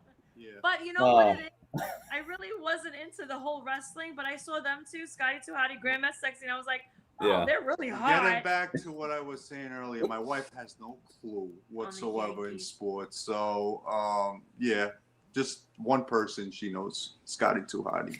But So, when my father and I sang at Russo's on the Bay, something Franco, who's the no, Mega? it's not Franco. It was He came. it to was a Russo's. Yankee. It was a Yankee player that you were No, mentioning. it's not something Franco from the Mets. I think he. Well, John John Franco. Franco came. John Franco, believe it or not, He lives in Staten Island. he lived on Bay 46. He lived in Brooklyn. He Yeah. lived Right. like really in my neighborhood. Yeah. Right. So I grew up he grew up in Lafayette High School. He went to Lafayette High School. Yeah, with Pete Falcone. P. Falcone and stuff. But I went to Dewey. So Me too. you know. There was another Franco on the team. Oh, Miss Ritza says hello. Who? Oh, Miss Ritza? Yep. Oh, wow. We'll do it today. Hello. I loved Oh, Miss wow. Ritza. Yeah, me I too. think a lot of- Andiamo. Come on, andiamo. I did a lot of community service for her. She was such a doll. Like, she always respected Oh me. wow! and Look stuff. at that, Sal. I had Topino, Miss Topino. Yes. So I don't know what happened to her, but she probably went to Italy or something like that. Yeah, I made sure to call it to get in touch with her today because I wanted to make sure she remembered you, and she said yes. So one of these days we're all going to get together because I I wanna still see get her. together. I have dinners with the teachers, and we go to Yankee Wow. games and everything. Wow, that would have So- funny memories because I haven't seen her in so long. Well, we're going to surprise her. So when we'll put it together, we'll go out to. Yeah, we'll definitely do that. I wonder if she remembers me. You know, I She did. does. She does. We did go to a Yankee game, but a friend of ours made us eat downstairs. What is this whole downstairs? She made us eat these crab legs. You want to know something? Tell her where we ate. Wait, we sat in Yankee the Steakhouse. out area. My wife is gonna kill me for this, but the thing is, we've been to like 4 Yankee games, Yeah, but what's and the one I don't that know Patty- I don't know if my wife is a jinx, but all 4 games, the Yankees lost big time on all 4 games. So Maria, I love wife- you, but don't go to Yankee Stadium. Please don't go anymore. No more. That's it. It's over. No, but I'll be honest with you. The Yankees, when we went to the game, they played my father's Sweet Caroline. Who? All the the time. 7th inning. There was one It player was the that seventh walked inning. out to my father's Sweet Caroline, but a friend of ours gave us like VIP to go eat downstairs, like in the buffet area, Yeah. and somebody was there, a celebrity We player, saw athlete. we saw Paul O'Neill. Paul O'Neill was there. He came through because we had Legends tickets. Yes, Awesome. And that's he the one. came to the restaurant where All the he was players just go. getting food. So yeah, he's a nice guy. Like Great Paul guy. And my dad came with us, but my father goes, I don't know anything about sports, but I'm here for the crab legs. He came and he ate like Yeah. four dishes of beautiful food that they had to offer, and then we sat at what is it called, the dugout, where the dugout is. We were by the Yankee Legends By the- seats. seats, so we saw Judge. Yeah, We and saw- then Awesome. they played my father's Sweet Caroline while he was there. It was freaking awesome. That's that awesome. I say, I like the Yankees because they did that. Well, she's Well, always the Mets, and you know what the Mets do in the 7th inning? They play Chetla Luna. See, I like that too. You see? Yeah, they play Chetla Luna. They love it. They love it at I City. just think the Mets right now. They're stealing all the Yankee plays right now. I don't know. Yeah, why. but the listen, leftovers. Yeah. In our show in the morning, okay, when I describe it as that's our leftovers that we put in the refrigerator. They take them. They don't get in the playoffs, and we get filet mignon, and we get into the playoffs. Exactly. So there, they keep taking leftovers. The Yankees are getting leftovers from other teams, right? You know, about that. I'm liking her less and less and less. Uh-oh. They get leftovers Because- from other teams. Here we go. That the Mets are getting that they're getting our leftovers. Like Just they're don't going put to the- food. but Don't mix you're- food. Yeah, but with you're getting. the Yankees. That's aren't true. you guys getting new No players? food. Are these new Well, players the from other Yankees, teams? the Yankees have not done one move lately. Okay, so then they like the suck. Yankees have not made a move. You know, they're gonna have a shitty lineup and a shitty team. There you go, They leftovers. better get the Bellinger, but I don't know anything about You know. baseball. I really hope they get Bellinger. Like, you know, his dad. Don't worry, they're working. Nick, explain to them what's going to happen. Oh, great. Thanks, Joe. Okay. Well, when I said leftovers, when I mentioned leftovers, this was before the winter meetings. It was like we were talking about, okay, the Yankees are going to make moves. We feel it. No, they didn't. And then the next week was like, okay, I think we feel like they're going to make a big move. They didn't. Now, like I sort of brought up, like, I think everyone that's going on the Mets right now, it's like more than leftovers. It's like more that I think it's like roadkill right now. Like you see, like Weaver going to the Mets, like, you know, it's like everyone's going to the Mets, and you know what? Good, let him go. That's fine. And I also made an analogy with Bellinger, like he just, for me, it's like it's almost like chasing the ex-girlfriend, where it's like, don't leave, I love you, I miss you, I want you back on the team. But, you know, we have to let him go. We need to invest in other girlfriends. Does that make sense? I don't know. But, like, we need to invest in other people that's going to help the team out. But, Sal, I want to get your take on this, too. Bellinger, for me, I would give him a deadline next week. And if he doesn't accept with his agent, Scott Boras, which he's going to milk everything in the whole system, the whole league, he's going to, like, do all this tour, like, all around the world just to get his man the amount of money that he wants. That's the thing. So, but it's not fair for us. So I'm saying, should we give him a deadline like next week? If he doesn't accept, then we move on. Go on to the next person. Well, the question is, are the Yankees willing to spend? Because it I don't think so. like they're saying that they want to like cut payroll or something. Right. Meanwhile, this team is worth what, like $13 billion or something like A that. gazillion dollars. $8.5. And you can't go out there and sign a big free agent. Like, Yeah. Why can't Hal be just like his dad, George Steinbrenner, like the great George Steinbrenner? He's probably like pulling in his coffin right now and saying, "Yo, what the hell is going on with my son right now?" And I know. Well, Sal, that was one of my claim to fame. I interviewed one-on-one George Steinbrenner, and that was one of my greatest thrills. And I was maybe 23 years old, and he just liked my passion in the media room. He would see me cheer, and I thought he was like coming. He waved me over, and I said, "Uh-oh, I did something wrong here." And he goes, "Where are you from?" And I said, "Well, I do a show on WMCA radio in New York City." And he goes, "Really? How come I never saw you? This is him, one of the nicest guys." And he goes, "Come with me." So I said, "Okay." I said, "Oh boy, what did I do?" So I go into his office, and his office had this big, gigantic glove, and you sit on it. That's the seat. Mm-hmm. And he has a big, huge fish over the wall, and his chair is like, I can't even tell you. So I'm sitting on there. Now I'm saying to myself, how the heck am I going to get up from here? I can't get up from this chair. Wow. And it's like, so he goes, "Listen, you know, I've seen you." He called me son. He said, "Son, I've seen you a lot." He said, "You know what?" He says, "Instead of going to going down to interview, go downstairs. If you want to interview me, you can." And I was like, "Huh?" And I went, "Okay." I said, "Sir, can I have 5 minutes?" And he goes, "Sure, go ahead." He says, "You're a good guy. I like you." So he says, come back and I'll give you 50. Come back in 15 minutes. I'll never forget this. And he was one of the nicest, guys, the nicest interviews I ever had in my life.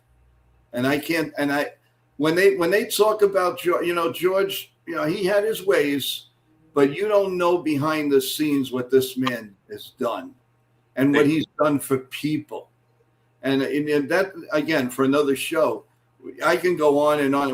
I did it on another show. I had people in tears because what he's done for the community, what he's done for, with George Steinbrenner, he never missed one of his grandkids' softball games. If they had a something in the school, anything, and he never missed one thing, and that's, to me, is amazing. But he never gets the credit for it. It's always, George was nuts, and George did this, and George did that. Well, what about what George did from buying the Yankees?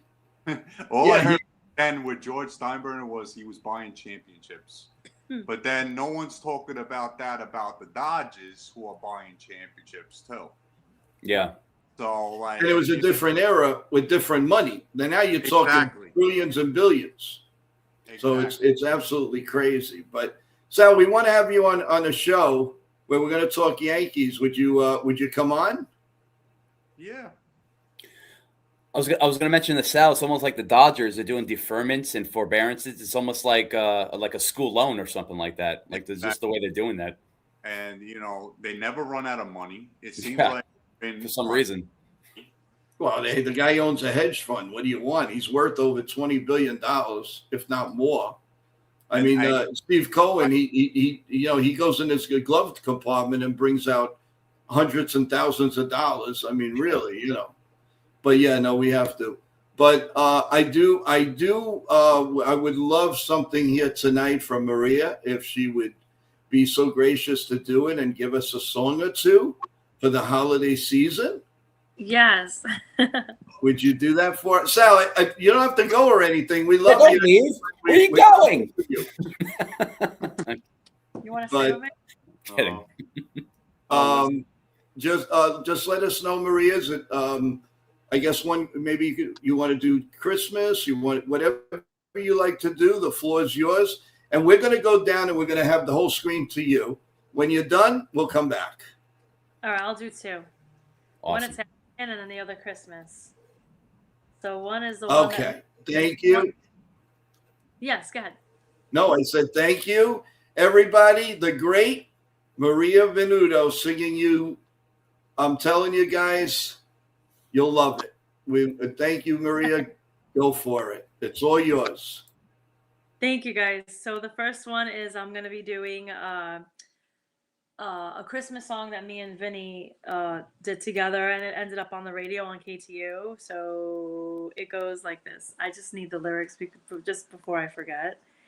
So it goes, it's that time of year, put the tree up, let the real world disappear.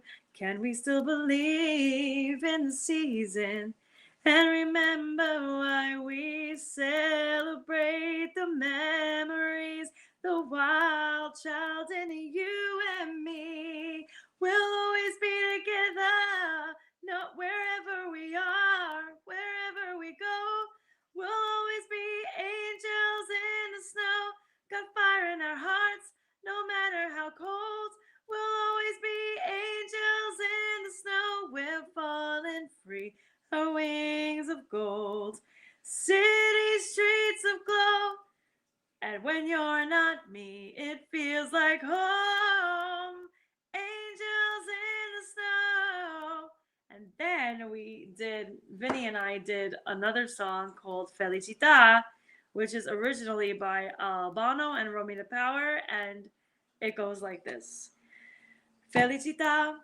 I tenesse per mano da lontano la felicità, e tu sguardi lucenti in mezzo alla gente la felicità, e restare vicini con i bambini la felicità, felicità.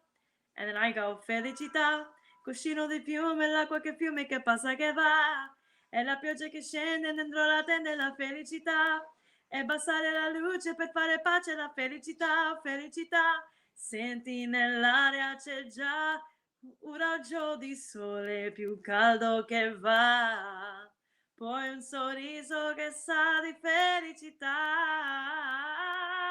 Senti nell'aria c'è già un raggio di sole più caldo che va, poi un sorriso che sa di felicità.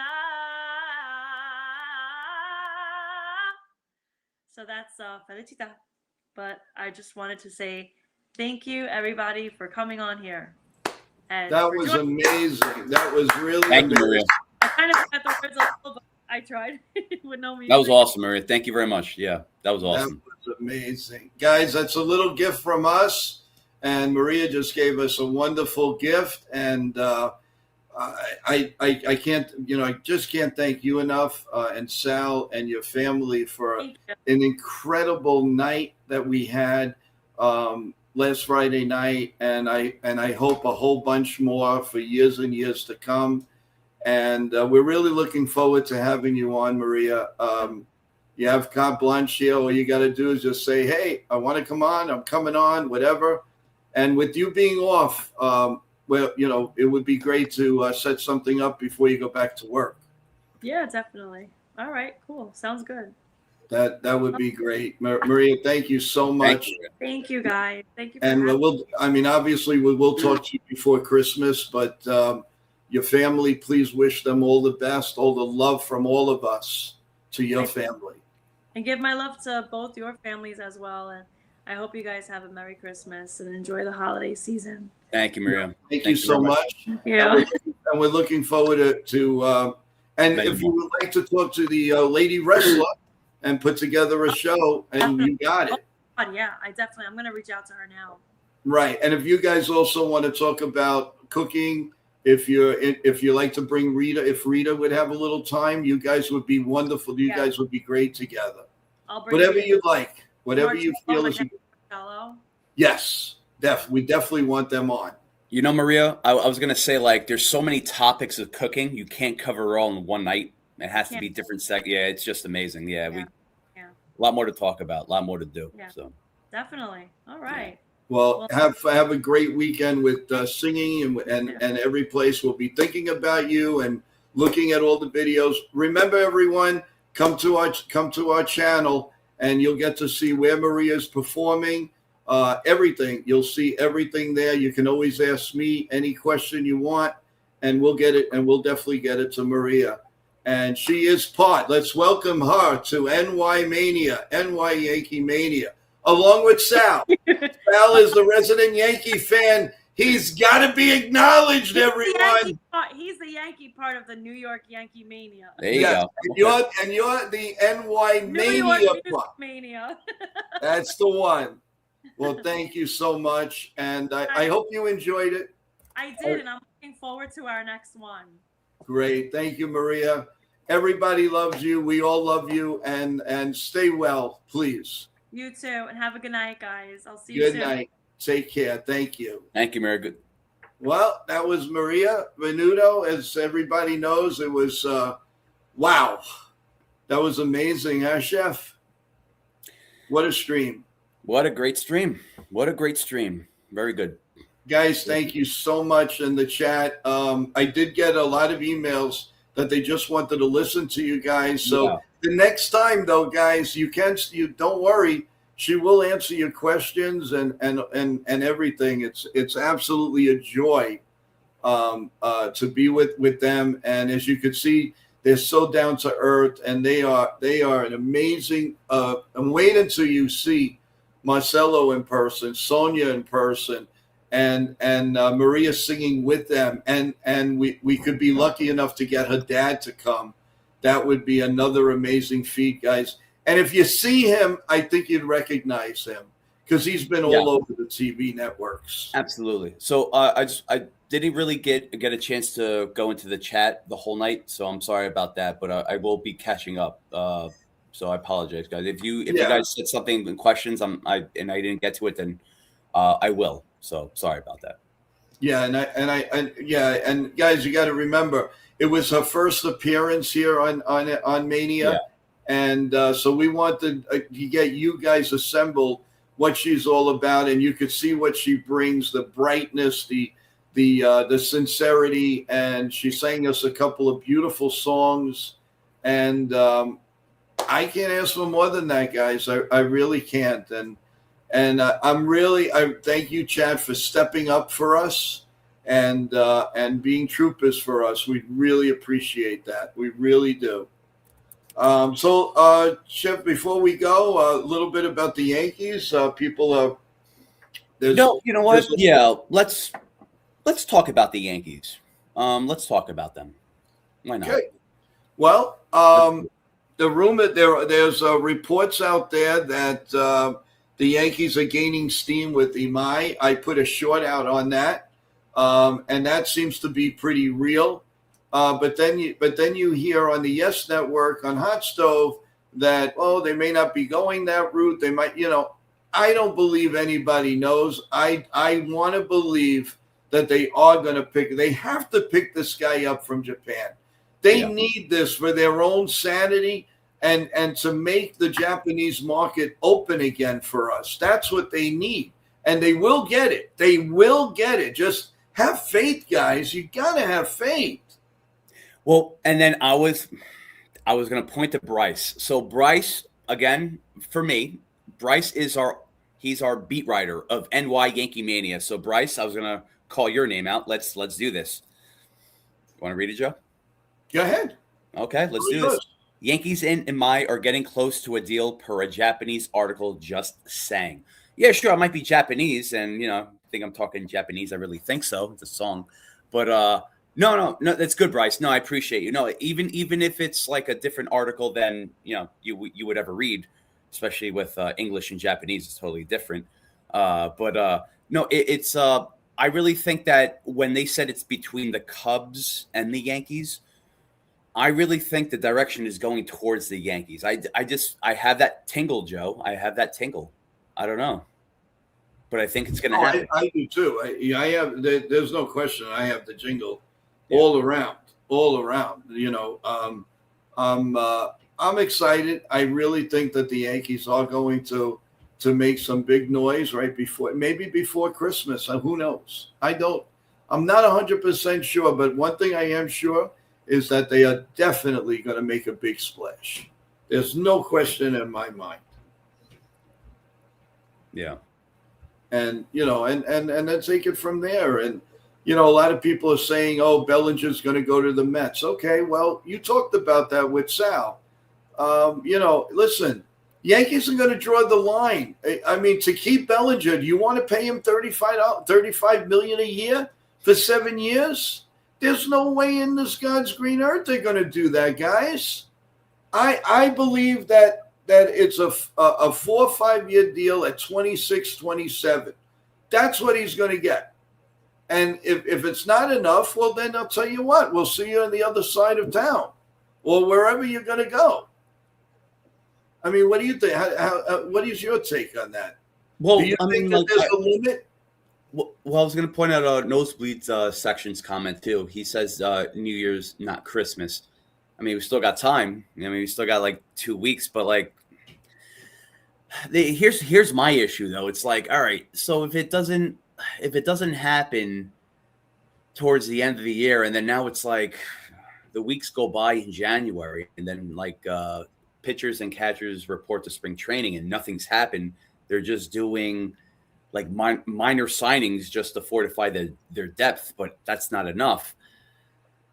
I mean, do they still have time? Are people going to start thinking that again? I don't know. It's just, I really think like time is wasting. I really do.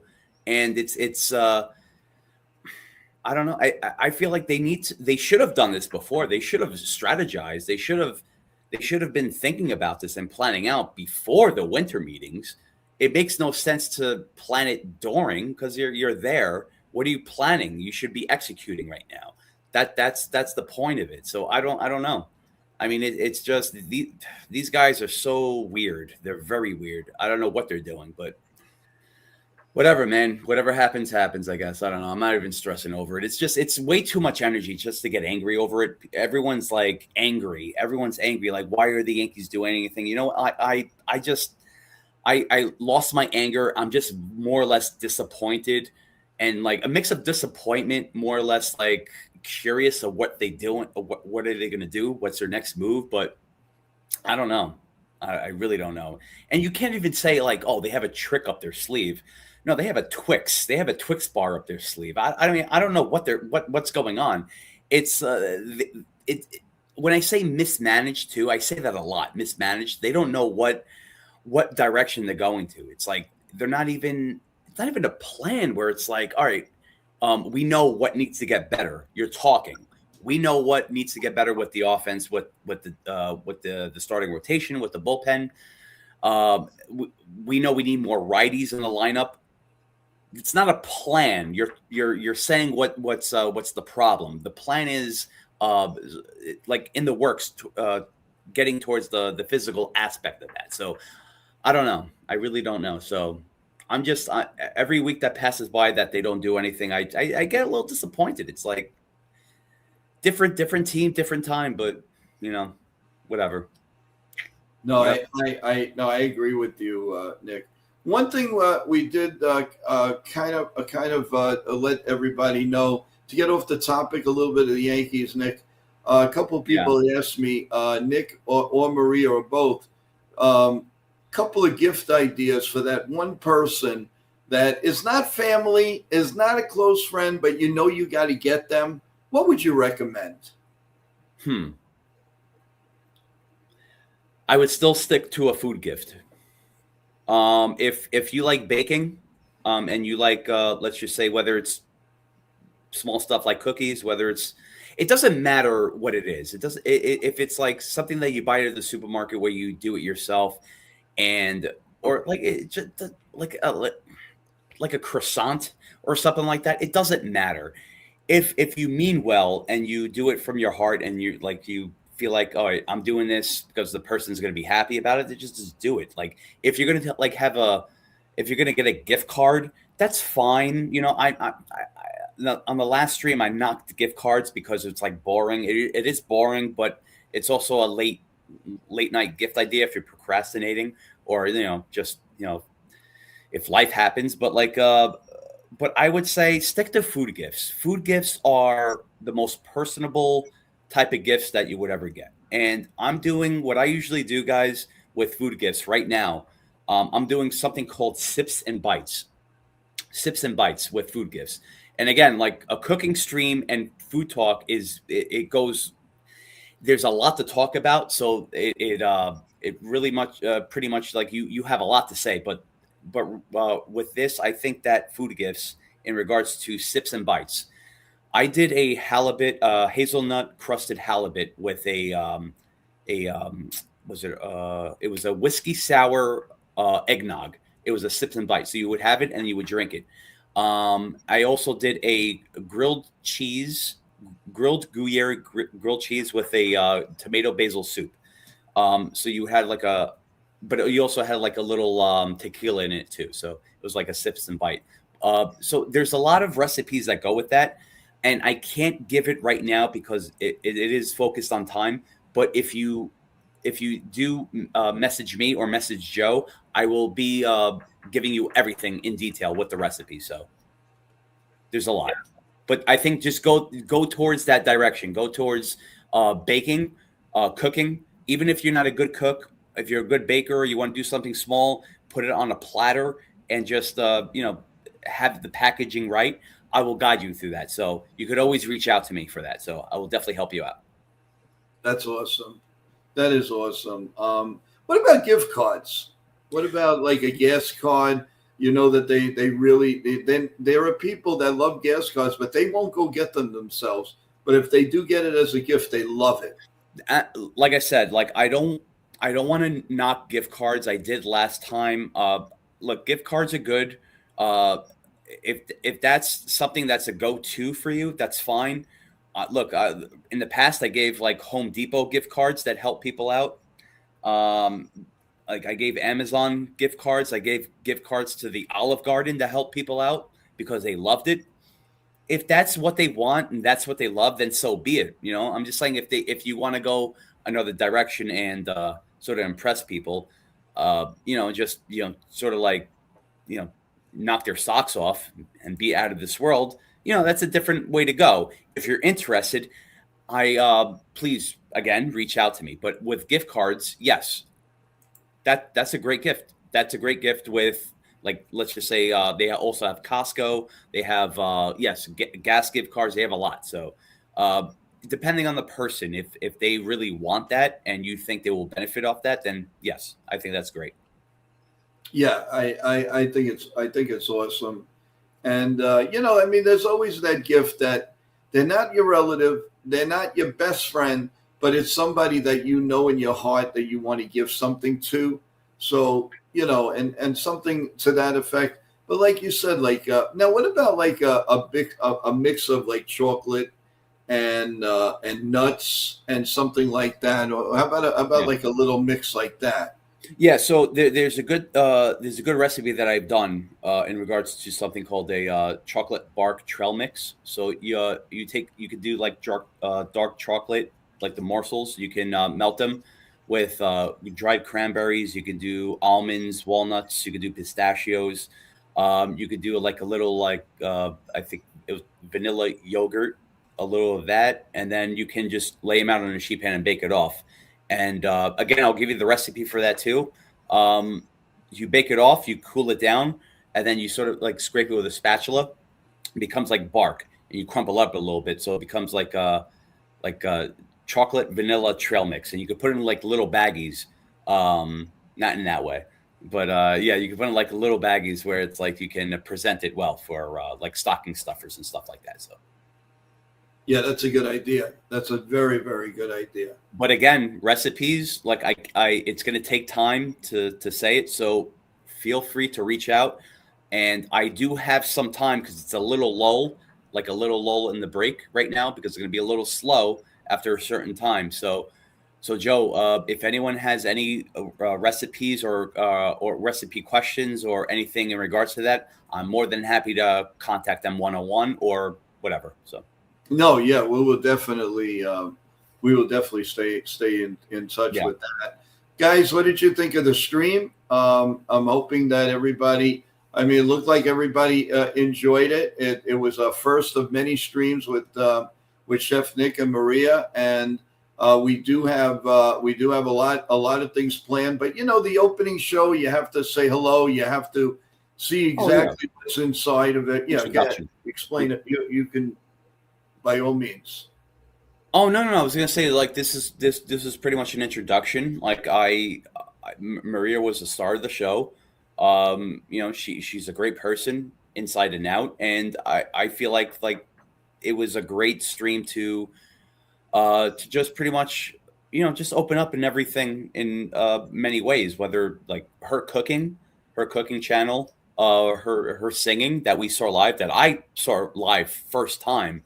And I've known her for a long time. So she's very talented and she's a great person. And it's going to be many, many more shows to come, because we're looking at many. Well, for me too, I'm looking at like many venues to go out to cook and to do live too for this channel too. So we'll see. And I'm looking forward to tasting everything you guys cook, man. I'm not chopped liver. Are you talking about yourself? Yeah, I'm talking about myself. Oh, okay. Who do you think? Talking about Abby Libby? I don't know who that is, but yeah. Remember, chopped liver is a delicacy in Eastern Europe and Sweden, so you're high class, my friend. Of course. There you go. What do you think? You know what I mean? I talk like Triple H. No. I'll tell you now. Yeah, but no, it was cool. Yeah, guys, thank you. I mean, we had a great stream. I mean, we're on 2 hours, and it just keeps going and going and going and going.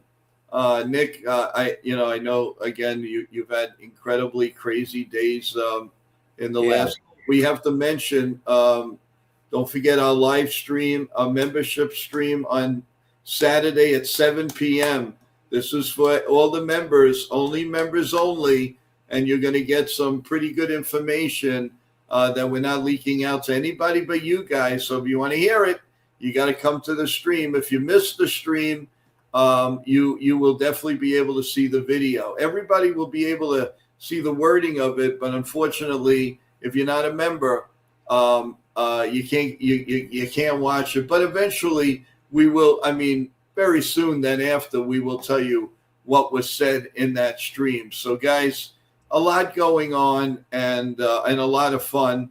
I hope you enjoyed it. First time we had a little singing entertainment on the show, aside from myself and goofiness and, for fun. But, that's a taste. And wait until you get a whole of a few other people that we're going to be bringing in from her family, friends. And another honor would be her dad. Her dad, Angelo Venuto, is just incredible singer. He sang with Pavarotti. He sang with Andrea Bocelli. He's been around for a long time, still a very young man and very energetic. And guys, I can't speak enough about this. This was an honor and a pleasure. And with Chef Nick also, I am so happy that I made the call from Chef Nick being in our panel. There was just something about it. You get a feeling. Well, I had the same thing not only with Chef Nick, but I had it with Maria too. I just knew that she was genuine. Listen, she didn't have to talk to me. I just went. I had a little. Actually, I was a top fan, and she didn't even know that actually until today. But I've been known as a top fan for a while, and Rita, her cousin, who, if you see her, believe me, you're going to know her videos on Facebook. Trust me, and YouTube. There's no way you're not going to know this person. So there is so much that we're going to do, and I'm very flattered. I'm very honored to bring this to you guys. It was a little bit different. We're not yelling with the Yankees. We're not saying this and that. It was a nice, calming feel, and we need more of it, and we will give you more of that. We're not going to forget the Yankees, guys. Don't worry. Plenty of time in the day. There's a lot of streams, and remember, when the season starts, we're back with everything: pregame, postgame, morning show, you name it, updates. We're going to have guests from Nitin Sports Rush. He's going to do everything he can. Want to give a shout out to Nitin, to Sean Browning. Who everybody helped in their way to start making this show what it is today. Also, of course, there is Evan, our play-by-play man. There's George. There's Ken from The Ugly Truth. So many people that we need to say thank you to. But very important also is Nitin Sports Rush's panel, his team. They need to come up here so we can personally thank them. Not only do they get guests, but we do shorts. They send them out. We do so much, and they don't. And all they do is want to see us grow. And I feel honored with that because they can go anywhere. And they chose us, and they chose Jabber in the Mouth. Jabber in the Mouth, by the way, is on right now, and he had Brian Hoke on. And if you miss it, you can always you can go on live, and you could also see it in the video. But they have every which way to to go. And Chef Nick, they picked us. The honor that I have. We don't feel the impact of what this man has done. This man is doing stuff at 6 o'clock in the morning. I do a short because I'm used to being up in the morning. I do a short. I purposely don't want to send it to them, but he says, I see it. Why aren't you sending it to me? The man is as bad as us, Chef Nick. He doesn't sleep. No, he doesn't. And it's about time that people understand. Well, underrated. Whatever he does for us is top notch. And he doesn't, some people, he does not do that. He's professional. He does not throw it in your face. So, guys of YankeeMania, not only us and you, the chat, which is a big family to me, understand how important this man is to us. So when and I'm not saying, like, yes, Mr. Nitin, no, but understand that he does it for you. He does it for you. We do it for you. And we're a whole unit. And I love, God is my witness, guys. God is my witness. It's an honor. It's an honor to say Happy New Year for the first time to this crew. And I'm getting emotional. I'm getting emotional. Because you guys are tremendous. No matter how hard I put it together, you guys are there with the beautiful words. And it takes every bone in my body right now to stay in one piece. But I got to tell you, tonight was the joy. I waited for this for a very long time. I worked hard, and I worked hard for you guys. I want to make a success of YankeeMania, and I will do anything to make it a success. And I promise you that it won't stop with the Yankees. It won't stop with cooking. It won't stop with singing. It will be with everything. If you guys in the chat have an idea, throw it our way. Don't be afraid. Don't, all we could do is say, you know what? It's a nice idea, but maybe we'll tweak it a little bit. But it's all because of you. And having people like even Sal just coming up, and I mean, family's family, guys. It's absolutely beautiful. And where do you see this? Where do you see this, that everybody pulls together for each other? It's not, you don't get this every day, people. You don't get it every day. And you know me, I'm very humble. I'm not asking for praise. I'm not. But the thing that I am so looking forward to is to be with this family and say Happy New Year to each and every one of you. Because you made our year. You made our year incredible. Everything that we did was an enjoyment. I look forward to bringing every step. I did a couple of shows in late April. I did a couple of shows in early May. And then I had the good idea of starting the morning show at 9 a.m. I didn't know a lot of things I was doing. Heck, I'm still learning. But there are people that care. And that's the beauty of it. We don't see it, but there's people that care about us, that care about the stream. We don't want to be embarrassed. We want to put the best content we can get out there, guys. And it all starts with you. It all starts with you. So my journey, again, as humble, whatever, Chef Nick wants to do something, I'm afraid as you could tell, I'm a very emotional man. I really am very emotional. Well, no.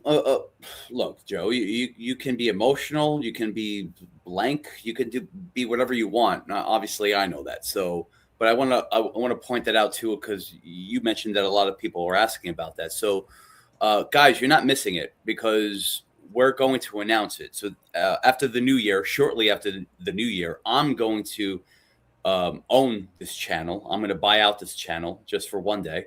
And then I'm going to be the host, and Joe's going to be the co-host. So I'm going to be the executive chef, and Joe's going to be the sous chef. So so pretty much that's going to happen. It's in the works. So the premise of this is I want to interview Joe, and I want to have everyone hear his story about everything that led up to this. but everything in between as well. So that's going to happen.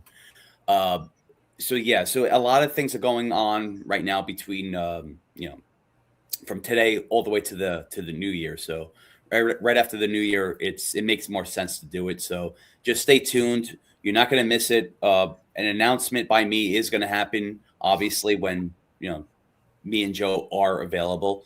So yeah, I want to hear about everything that went on with Joe in his professional life, leading up to how he made YankeeMania, and then how he handpicked me from an Easter egg basket to come onto the show. So that was his doing. So whether you like me or not, or people in the chat, I know there's a couple in the chat that don't like me because I know who you are. It's fine. We'll talk later. I know who you are. But anyway, but besides that, yeah, I definitely want to hear everything about Joe, how he devoted his time and energy into this, because it does take time.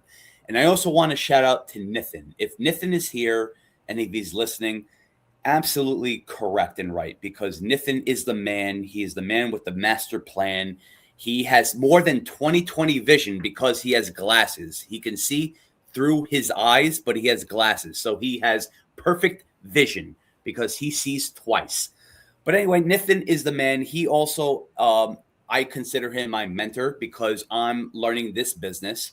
It's a different business from cooking. So Nithin, he dedicates his time and his energy into this business too. So if Nithin has trusted me, just like Joe, then I trust Nithin and Joe. And, I don't want to discount all my other beautiful co-hosts, Sean Browning, Evan, George, Swinging for the Fences, Ken, and Johnny Salami. I don't want to discount them. I learned from them. We all learn from each other. But every day is a new day to grow. And like I said in my last short, again, like a couple people mentioned that too.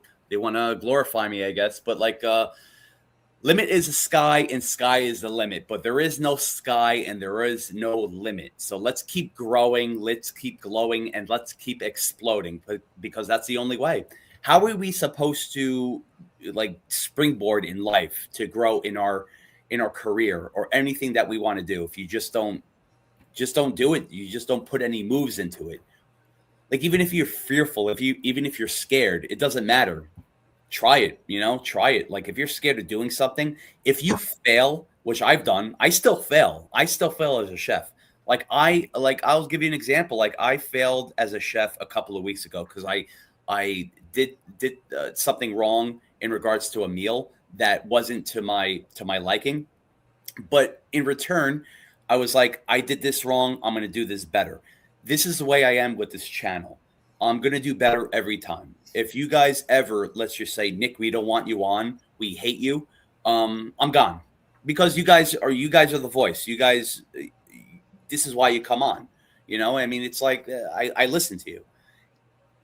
But this is the only channel that does this, and it's like this. We're going to keep rocking and rolling and cooking, man. That's it. Yeah. And singing. Not me, but Yash. A very bright, beautiful woman will be singing for us. And you heard she's going to be off. So guess what? I'm going to be all over to make sure that she comes on, and maybe we'll have a little music in the background, and you guys are going to be very impressed. And with all my heart, I love bringing this all to you. You don't know, all day I was jumpy. I said, I can't. I mean, I was, for the first time, and I'm not nervous, not even with George Steinbrenner, but for some reason this made me nervous because it's our baby. It's growing. We are now. Yeah. I think we're out of the infant stage, Nick, and I think now we just started to walk. The teeth are coming in, and that's what is humbling. It's so hard to explain. The time, the effort, the headaches, and I don't mean headaches I mean physical headaches for staying up and doing what we needed to do. to make sure that everything goes right. Not everything was going right. Remember, guys, during the stream, and I don't forget it, and I'm sure you haven't either. We had the big trouble with, we had a big time guest. We had the actress Katharina Michio on, and we got cut off. But the professional, I got cut off. I was dead, just dead to be tired with it. I was so upset. But what happened? Katharina Michio was a professional, is a professional, and she kept the stream going. If I remember correctly, it was Evan and Nitin. Chef Nick, I'm not sure if you there yet. Oh, was it the Veterans Day? No, this was way before. No, I wasn't on. Katarina. Yeah, and we, so we had, you know, believe me, I had arguments with the with all the companies, the everything, and then we straightened this out, and you know, guys, thank God, knock on the air, that the streams have been going very well. No hassles. Verizon has been fantastic. StreamYard has worked on everything. So I'm very thankful for that. And you know, we just keep growing and moving along. I mean, I saw today that in 1 month and 28 days, guys, we had over 50,000 views. For a show that is just growing, to me, that's excellent. That's amazing. We're striving for 1,000 subs, and I think we can do it by Yankee Opening Day, guys. Come on, we can rally around this. Get your friends, your family, everybody that loves sports, and now entertainment. You can invest in not an invest in money, but an invest in subscribing to the channel, because you're going to get entertained one way or the other. I can't stress that enough. You have singing, you have baseball games to call, football games to call. We're going to have the Super Bowl, WrestleManias, wrestlers on here, fantastic singers. You never know who's going to come on here. So I call it an investment in not money-wise, just subscribe. That's all it takes, one subscription. Subscribe to the channel for free. That's all we're asking. And I've been saying it for a long time. We have 29% that watch every day. And as Nick is my witness, 29%. It doesn't go down, it doesn't go up, but you watch all day long. Whenever we have a stream, they're there. And I know it through YouTube, through the channel, everything. What does it take? Yeah. So I want. Yeah, go ahead. There was a couple of instances as well in this chat. Not now or not today. There was a couple that disagreed with me in something that I had to say with the Yankees. But it was like, look, Chef Nick, I disagree with you. I think so and so should be on this team and whatnot. So then I was talking to this person, and we had an agreement, like a mutual agreement on that, and it worked out. It was constructive criticism, but we met at the end, like everything was great. But this is the channel for that. I'm talking for myself, but also with my co-host. We're always going to hear you out. Obviously, if you're not going to, if you're, doing something in another way, that's fine. But a lot of people, they have their own opinions, and also the facts come with the opinions, but sometimes it clashes. But we always meet in the middle, respectively. So, but that's something that, again, I want to give my apologies too, especially tonight. I didn't look at the chat. We were, focused on our, first show of many to come. Joe's going to give me that pretty much the numbers and everything, how it went well, and I think it will, and it did.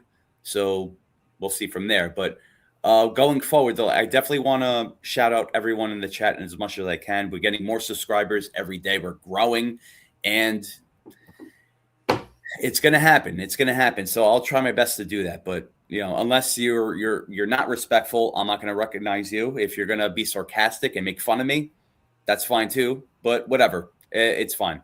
So we'll take it from there. Yeah, and again, thank you to everybody for being very, very, very, very nice tonight in welcoming Maria to our family.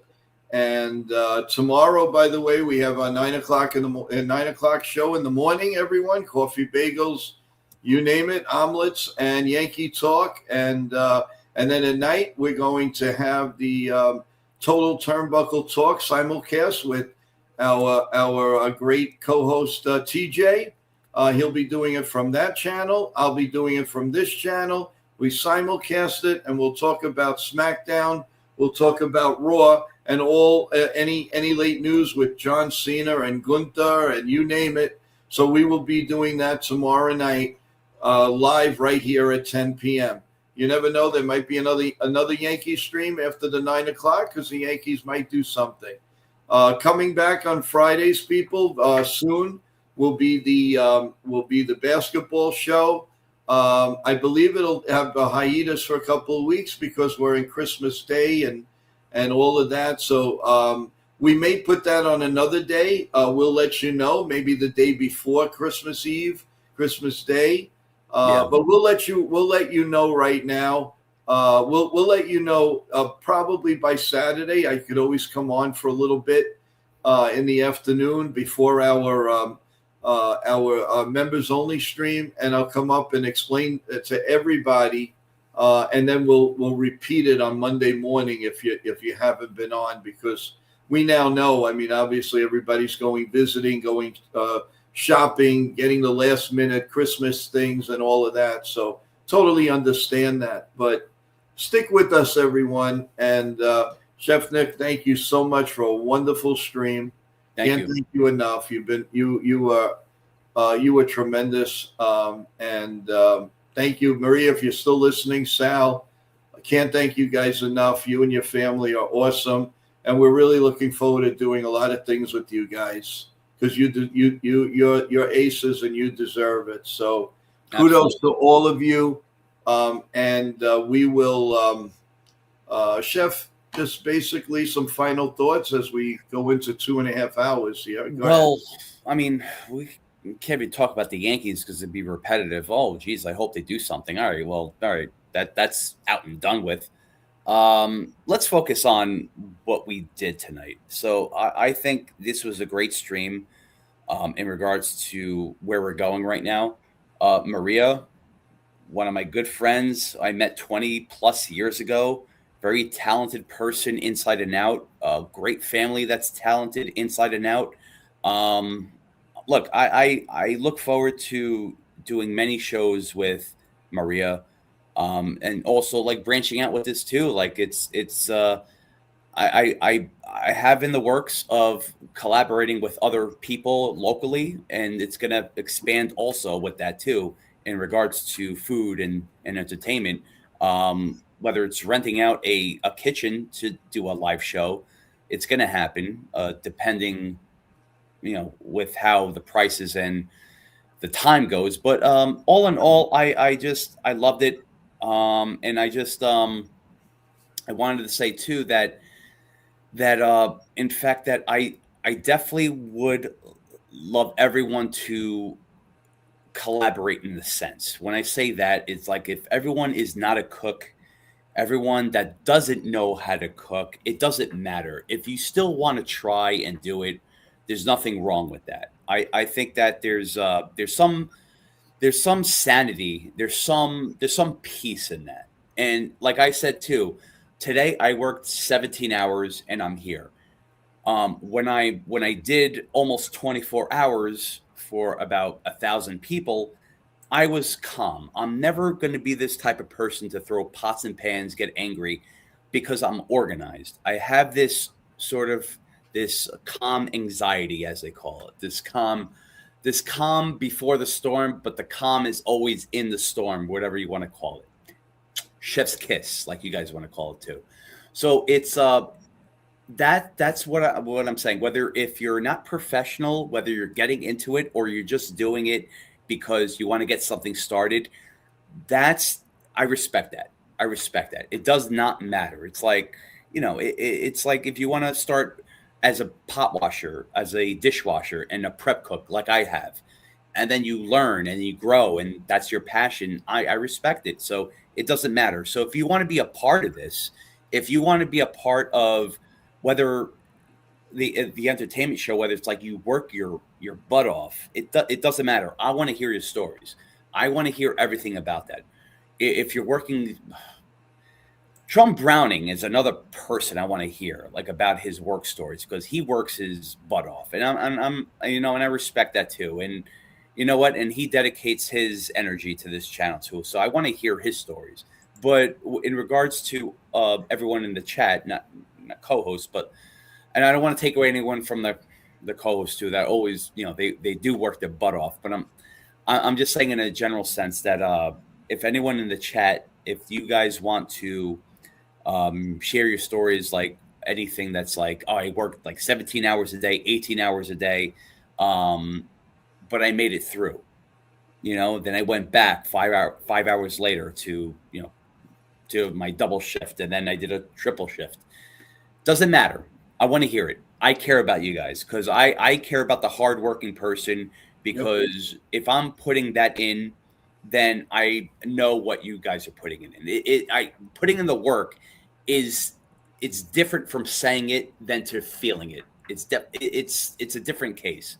So I definitely want to hear everyone that has a perspective in that too. So keep it up, guys. Love you all.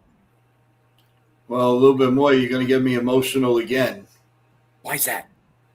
You see Are you cutting onions? I am onions. I do cut onions, no question about it. But it's just the power of everything that it's putting everything together. That it's a joy. It really is a joy, and to meet so many wonderful, beautiful people. Yeah.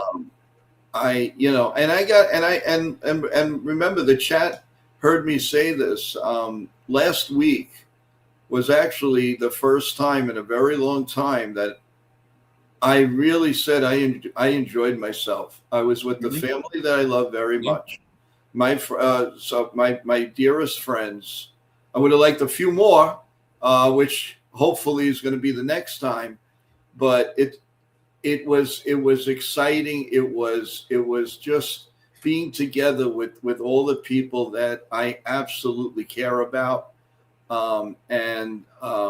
It's just a joy to do this and be emotional and happy that I can do this, and I want to do this for a long, long time. You're right. And you know what? Maybe Nick, you're talking me into, maybe my journey, if that could inspire somebody when you interview me. As long as it inspires someone to say, you know what, Joe didn't give up, this one didn't give up, and if nothing else, I'm saying yes to the interview because, like I said, if it can inspire you or somebody that's like, I don't know, I want to do it, people. Yeah, do it from the heart, do it from your heart. That's what it's all about. Yeah. You gotta fight it. You gotta fight it. And no matter who brings you down, you come right back up and you say, I can do this. Yeah. I can do it. Joe, I want to drop a truth bomb right now. I'm gonna drop a nuclear truth bomb on Joe, myself, and everyone here because I'm living this right now. I spend more time making other people happy than myself. Because I spend more time with other people than myself, working 20 hours a day, doing the thing that I love to do. Don't get me wrong, but there's a balance and there's an imbalance. So if whatever situation we're in, whatever situation we have, we always try to do something that makes other people happy or just get by. And that's not good. And I'm realizing that now more than ever. I really think that it's really hard to do because you can't. If I say right now the phrase that I say, we need to make ourselves happy. How do we do that? I have no idea. I really don't. I'm not the person to be like, oh, just think happy thoughts, just think positive thoughts. No. I don't want. You guys don't want to hear that. You guys don't want to have a Band-Aid on a wounded artery. Just putting it deep. But we somehow, in some way, all of us, regardless if we're working a lot or we're going through a lot in our lives, we need to find some peace, whether it's 5 minutes and it builds up to 10 minutes or 20 minutes. I don't know, but that's what I'm trying to do. I make everyone happy. Everyone's happy because they trust me that I can make them happy. But at the end of the day, when I come home, what do? I got an hour to myself. I sleep for 2 hours and then I wake up and do it all over again. That's not right.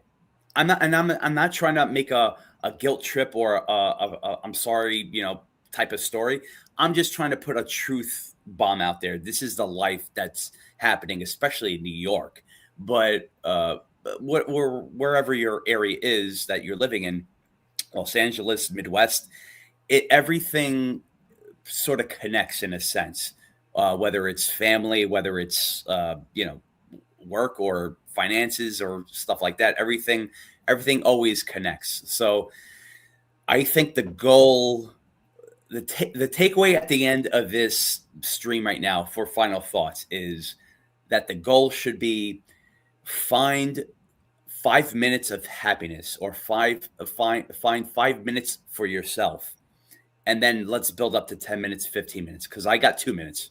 I found 2 minutes today. And that was before the chat, 2 minutes. So tomorrow it's going to be 4 minutes. So at the end of the year, I'm going to work up towards 10 minutes. If I could find 10 minutes of mindfulness or time for myself to be like, you never had this before. What are you going to do? So I think maybe this is mine and our chat's New Year's resolution is to find peace and to find serenity for ourselves, in a sense, for our crazy lives that are just out there right now. So I just want to point that out. So yes, yeah. Donnie Clark, good to see you, my brother. Life is short. Absolutely. You don't know when you're going to go the next day. So whatever you want to cherish. Believe it or not, Richmond Valley Pharmacy is still listening. They closed, and I can't thank them enough here in Staten Island. Oh my God, thank you, Bob. Thank you, Teresa. Thank you, everyone that's in the chat. We had an awesome stream. Yeah. And another thing too that Maria said that should stick with us. Do yourself a favor. You're really good. Go out and buy yourself something. Yeah, that's true. You're important too. Whether you want to believe it or not or whatever, just remember, you take care of whoever you are, even if you're by yourself. You take care of yourself. You take care of you have friends in need. You pay bills. You do what you need to do. Yeah. Why not? That was such a great statement. I don't care what it is. You want to go buy a lottery ticket for $20? Do it. It's true. Do it. Don't hold back. Say, no, you're doing it for yourself. You're doing it for your life. You're doing it for make you happy. It's like you gotta smile. My motto, and Nick knows this, if I can make one person smile, just one. Same here. Then I did my thing. I did my job. And that's why I loved working in Madison Square Garden. That's why I love working with the Yankees. I worked for I worked with the WWE. I worked for different radio stations, whatever. But I went to batting practices, and I'm not saying this because I'm putting myself on a pedestal. I'm not. I'm way far from that. But I like to go to batting practice. You know why? Because I get some foul balls and I put them in my pocket in batting practice. And then when I walk around the stadium and I see the little kids and I hear, "Oh, Daddy, I would, I want to sign something." Well, you know what? I go up to them and I say, "Hey, what's your name?" And if he can give me his full name, the little boy, the little girl, well, you know what? I go in my pocket and I give that baseball. And I made that person smile. Yeah. That's what life is all about. That's what life is all about. Make somebody happy in your life. And if you can do that to one time, you can do it one time in 365 days, or even if you say thank you, that is enough. Yeah. And that's why I enjoy. I did the tour. Well, I mean, these are some of the things I'd be telling Nick. I did the tours. People came on the tours in Madison Square Garden. You know what I did? So, I would turn around and say, "Hey, anybody could sing in here?" There were 5,000, 10,000 people. I didn't need a megaphone. I didn't need a Jimmy Hart's megaphone. I was loud enough in Madison Square Garden. Really? You know what? Oh yeah. And you know what? I asked somebody, "Hey, anybody here?" Let's say we had Celine Dion was going to perform at night, and the stage was there and everything was there. Do you know what I did? I heard somebody say, "Oh my God, this young girl has a great voice." So I went on I says, "Wait a minute," because you always have like a partner. I says, "Take over for 1 minute." I go on the microphone. I said, "Can you put the loudspeakers on?" I said, "Okay." And I said, "Why don't you, and I called her over. I'll never forget this. I called her over. I says, "See the stage over there? That's where Celine Dion's going to perform. Go up there." And she says, "Really?" I says, "Go up there." She goes up there. She did not know that the microphones and everything was on. Well, she went up there and she sang, what was it? Oh my God, I'm drawing a blank now. "Oh, I Want to Dance with Somebody." That's what it was. And all of a sudden, Nick, it came up as like Celine Dion was singing. She had the biggest smile, and she was just flabbergasted. Couldn't thank me enough. They lived in California, and they sent Madison Square Garden a note, and I got like a proclamation from them. Awesome. Because she could not believe what I did, and I didn't do anything. I just wanted to make her smile. That's all I wanted to do. I really just to smile. And we had a sick girl who was dying. Never saw the Rangers up front. And the poor thing was all the way up. I happened to be working up there, and I went to the supervisors, all of them. I says, "Listen, this girl doesn't have much to live. And all she wants to do is see the Rangers up close. Is there any way that we can get this girl down here?" And they said to me, "All right, hold on, Joe. Normally," and all of a sudden, 3 security, myself, and somebody else, we brought it down. Well, not only did we bring it down close, we went to the locker room area, and she got to meet Mark Messier. Mm. You know what that girl was? She was dying of cancer, and you could see it. And just thinking about it, it was so emotional. And the family just didn't know what to do for me. I didn't want anything. There was a smile on that girl's face that made my whole world. And that's what I bring. This is what my family brought up to me. You do good, you get good.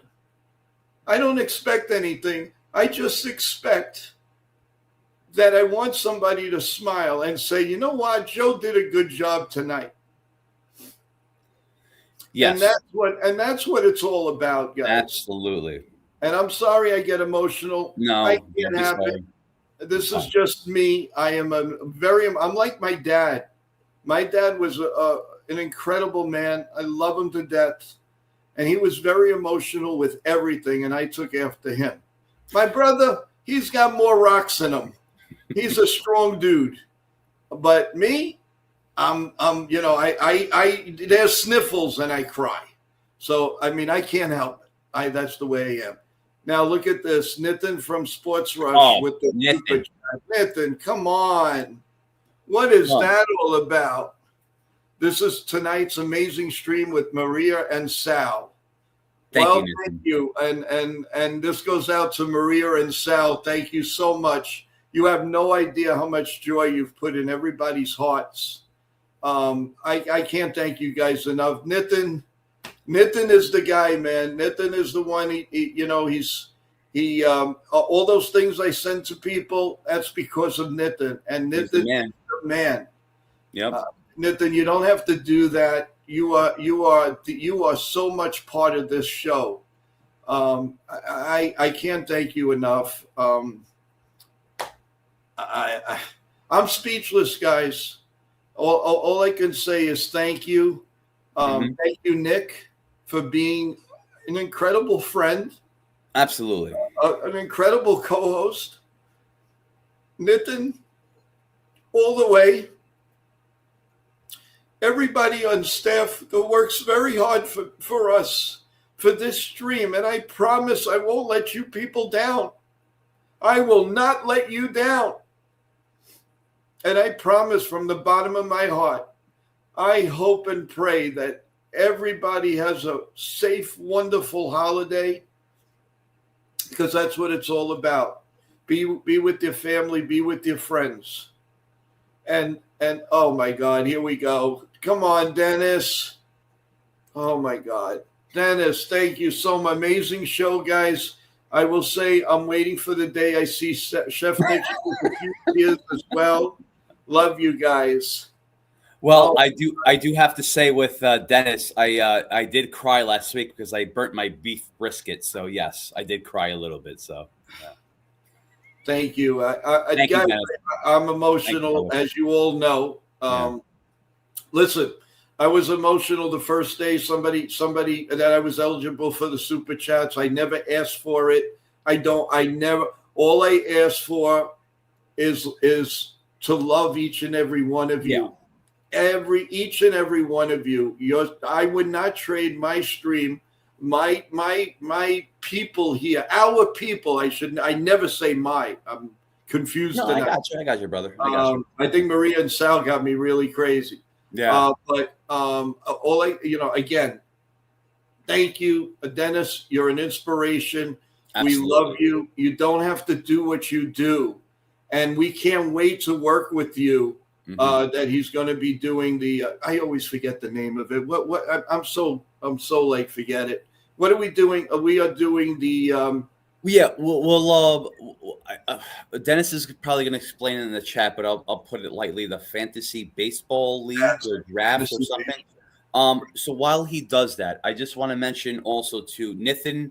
Absolutely, Nitin is my biryani brother. He'll get it. Nitin, I want to learn a lot of Indian cuisine because that's sort of like where I want to grow too. So. But I want to have a date with you on in an Indian restaurant. We need to do this and drink red wine too. Oh no, another one. Nosebleed. Guys, you really want to see me? You really want to see me emotional, don't you? My God, thank you, Nosebleed. Thank you, brother. I appreciate it.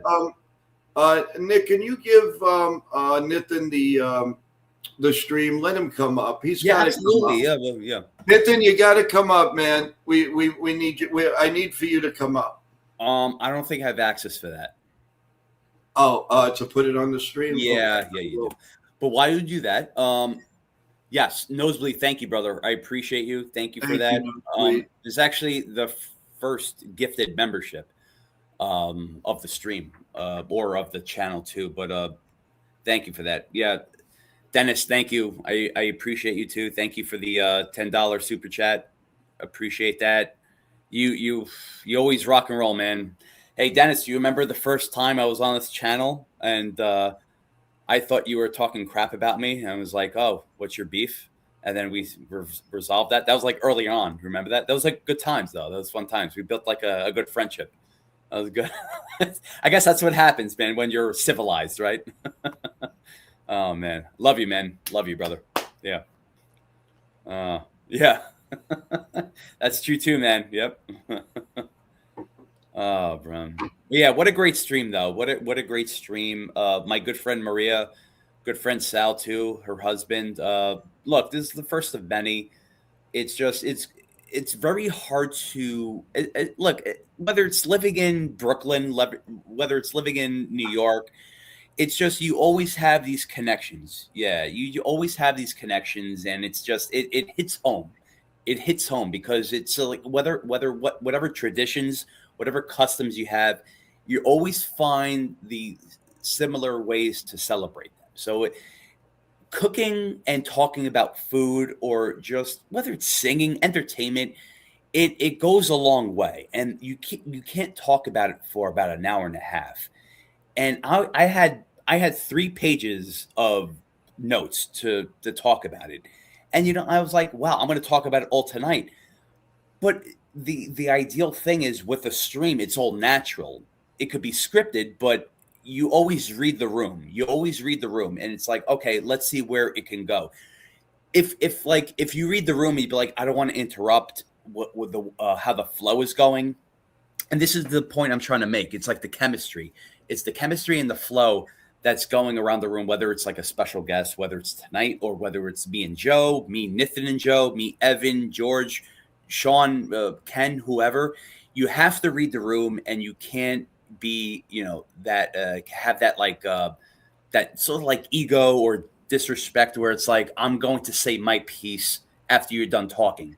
It doesn't happen that way. That's not authentic. If someone's talking about singing at a specific event, or cooking, or trying to cook at on a live stream, you can't just come out with, oh, you know what, I did this 4 years ago, or I did this and everyone loved it. You have to sort of like segue into that, where it's like you're natural, you're respectful, but also you're professional in what you do. It's sort of like a lot of people don't do that, and I pick up on that. That's why you read the room, quote unquote.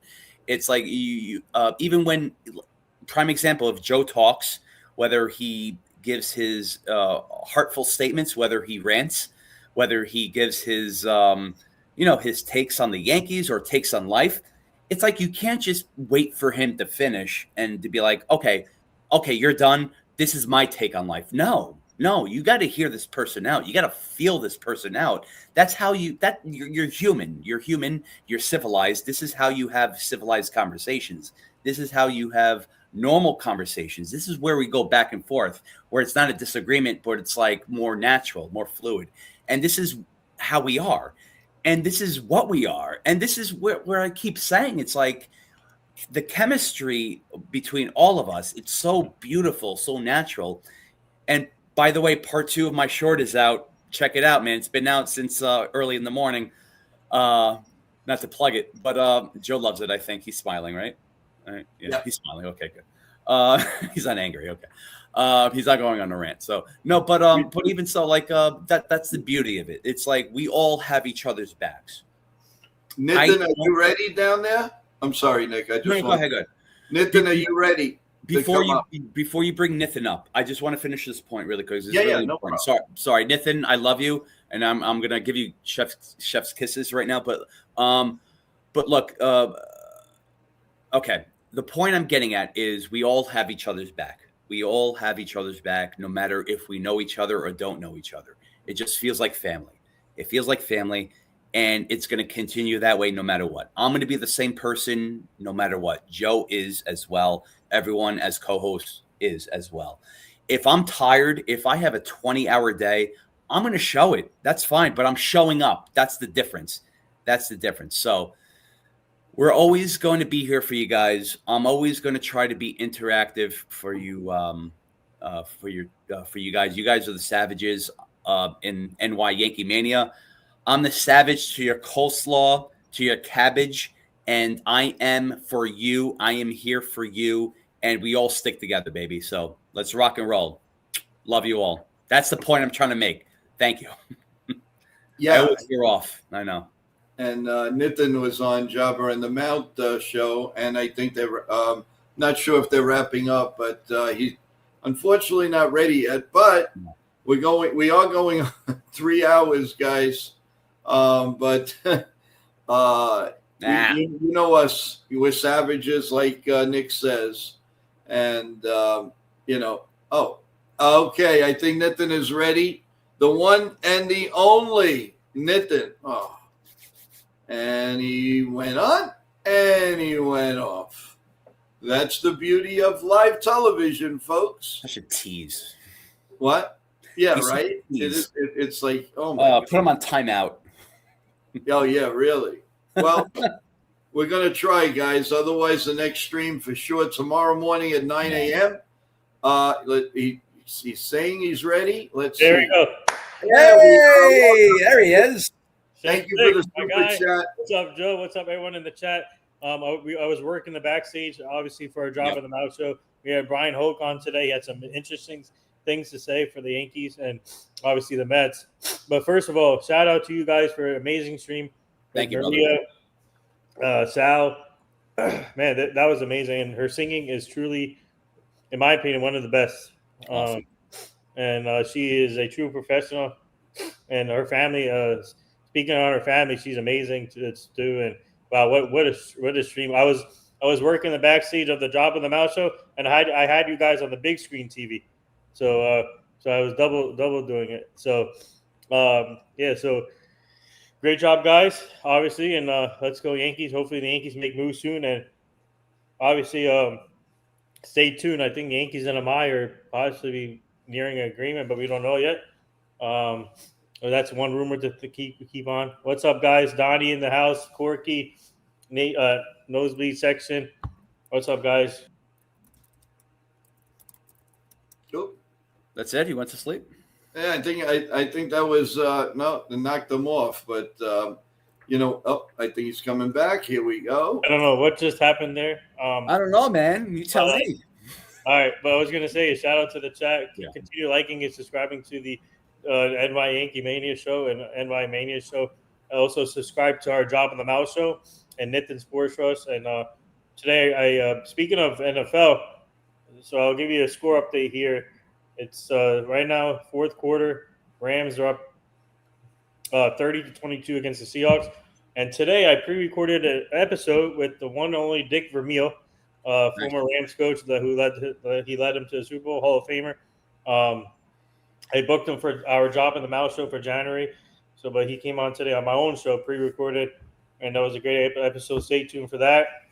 And my team and I are working on getting him on here too. Unfortunately, Monday, John Finch is not coming on Monday now. He'll be coming on December 29th, most likely, for that. So we'll keep you guys posted on that. John Finch, hopefully he can come on soon. The problem is he has a lot of things going on. Filming a commercial, and then Christmas holidays coming up, so he had to push it to a later date. So we'll keep you posted on that, but he'll eventually come on here. And my team and I are working on other guests for this show, so stay tuned. And Joe, man, you don't have to get emotional, man. That's the like I said, my team and I are invested in your product, and that's the reason why all the guests love coming here. Our clients love coming on this show, and obviously Chef Nick is invested in this product. I mean, as many hours he works, he still shows up. Evan is invested in this product. George is invested. All these people are invested in. And Joe, it goes to show your hard work and your experience in the radio back in the day, working in radio stations, and you know the ins and outs of this business. And so getting emotional is like, that means that you're passionate about this, and you're really doing something great over here, and that's why people love you in the business, and you're with your experience in you're taking the radio stuff and bringing it to here, which is amazing. And to see that over the last 4 months to grow this channel with 100 subscribers, now we're almost to 700, halfway to 700 already, almost, which is crazy.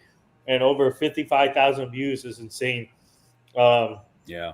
And that goes to show that the shorts are helping, and our content of sharing is helping. So, yeah, you don't have to get emotional, Joe. We're here all for here. We're all here for you. We're all family, and that's what I always tell people. If the money will come, it's all about chasing relationship, building that relationship, and constantly keeping that relationship together. And that's why people call me one of the best networkers they ever seen in the sports industry, because I keep relationships. I know how to talk to people, and then I know how to bring people together. And I have obviously my team and I have a strong networking base in this industry, so we know a lot of people. So guys, stay tuned. A lot of big things are happening here. So, like I said, hopefully the Yankees make some new moves soon, and hopefully they're closing on something. But I just want to put all that out there. I know it's late, and I joined late but I was working with Job and the Mouse Show, so that's almost over.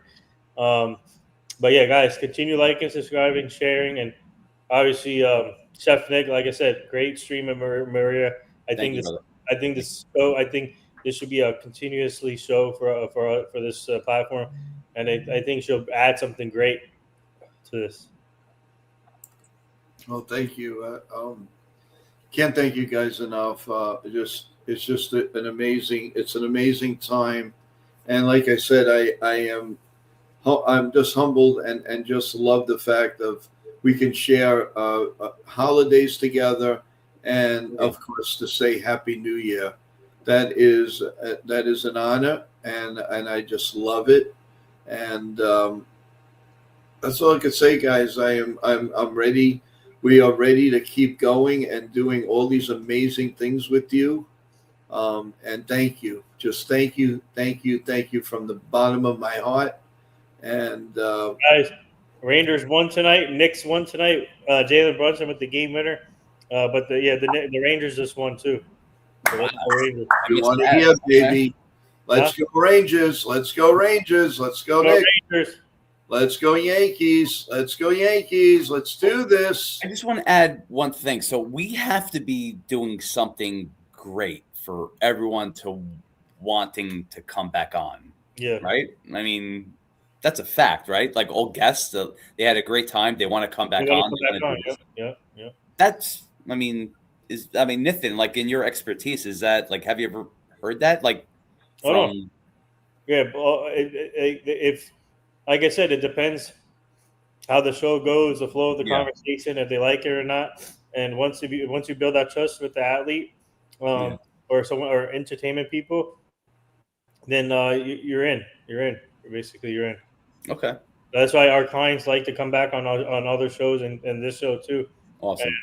And like I said, we're connected. We have a lot of connections in the business and through Fanatics. And shout out to Fanatics; they do a great job. And shout out to Michael Rubin and all those people. So that's why we all have all those connections, and they do a great job over there. Yeah, awesome. And looking forward to the anything wrestling, anything, just anything, any good vibes that we can give you guys is fantastic. And well, we hit another milestone. It's 3 hours, everyone, that we've been on. This is amazing, and can't thank you guys enough. Last final words, guys. Nathan, you have anything you want to say before we go? You got the floor, and you own it. You own it because we said it. We said we had to say. Yeah. Let's go Yankees. Let's go Knicks. Let's go Rangers. Let's go chat. Let's go everyone here on the panel. Let's go Job in the Mouth. Let's go Nitin Sports. Yep. There you go. I basically said all myself before, but like I said, wait. What? Wait, Bomb Benji? Wait, Michael King? No way. Don't say that. There's no way. Guys, don't mess with my brain. They're saying Michael King signed with the Padres. Is that? Oh my God! Yes, it's true. Michael King and the Padres agree on a 3-year deal. How? $75 million contract. How did So that means it looks like we'll get Imai. Yeah, but still, But- I thought the King, I thought King was. Yeah, like Wait, these. I don't understand this. I thought the Padres were out. How does this happen? How did the Padres? Because he got 25 a year for 3 years, and the Yankees weren't going to invest $75 million. But you're talking about the East and West Coast. There's still two different. I don't know. I mean, he lives in Connecticut, right? I mean, I don't understand this. I don't want to say his address, but how? How does? Okay. All right, so here, ready for this? King's deal Okay. for 3 years and $75 million includes a $12 million signing bonus, then salaries of $5 million in 26, $28 million player option in 27, $5 million buyout, and a $30 million player option in 28. No buyout. Jeez. So it will either be worth $22 million for 1 year, $45 million for 2 years, or $75 million for the all 3 years. There was no way. There was no way the Yankees were gonna go $25 million a year. No, yeah, that. Oh, thank you, Benji, for that news. Yeah, Benji, Benji. yes, thank you, Thank you, Benji. brother. Awesome. Benji, thank Good you, Benji. work, Benji, and also Ken. Ken put Hey, it what's right up, on. Ken? Thank you, Ken. Thank you so much. Thank you, Ken. But what's it called? That game. I thought the Yankees, Red Sox, Orioles, then there was another Cubs. I guess the Padres realized that they don't want to let him go. Maybe they upped their offer, kind of. Yeah. I wonder if what This, like. this takes a whole turn now. Come on. Yeah, it does. It does. I really wanted Michael King. Damn it. Like I don't. But now, if you, like I said, you get Imai, and you Yeah. know they have more faith, I guess, in Imai than they do Michael King. I didn't expect that though. Like Now, Michael King, he did pitch for the Padres, right? Yeah. Yeah, he got So traded to him. Yeah, Right. they traded. The him. Juan Soto deal. Yeah, Joe, Well, you should know that. no, I did. I'm just, when you kind of draw a blank. Oh. The Yankees with a big move. They signed Zach Short to a minor league contract with an Who is invitation. Zach? Oh yeah, Nice. I've heard of him. He's short, right? Oh, depth chart. Yeah, it's probably like a depth signing. Yeah. This is Joe. This is crazy. I think this Joe and Chef Nick. This is totally takes a turn. It definitely does. I have a feeling now. I don't know. I just don't know.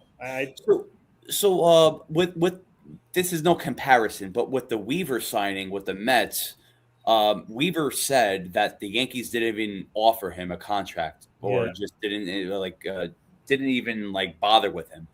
I wonder what the deal was with King, if they even offered anything.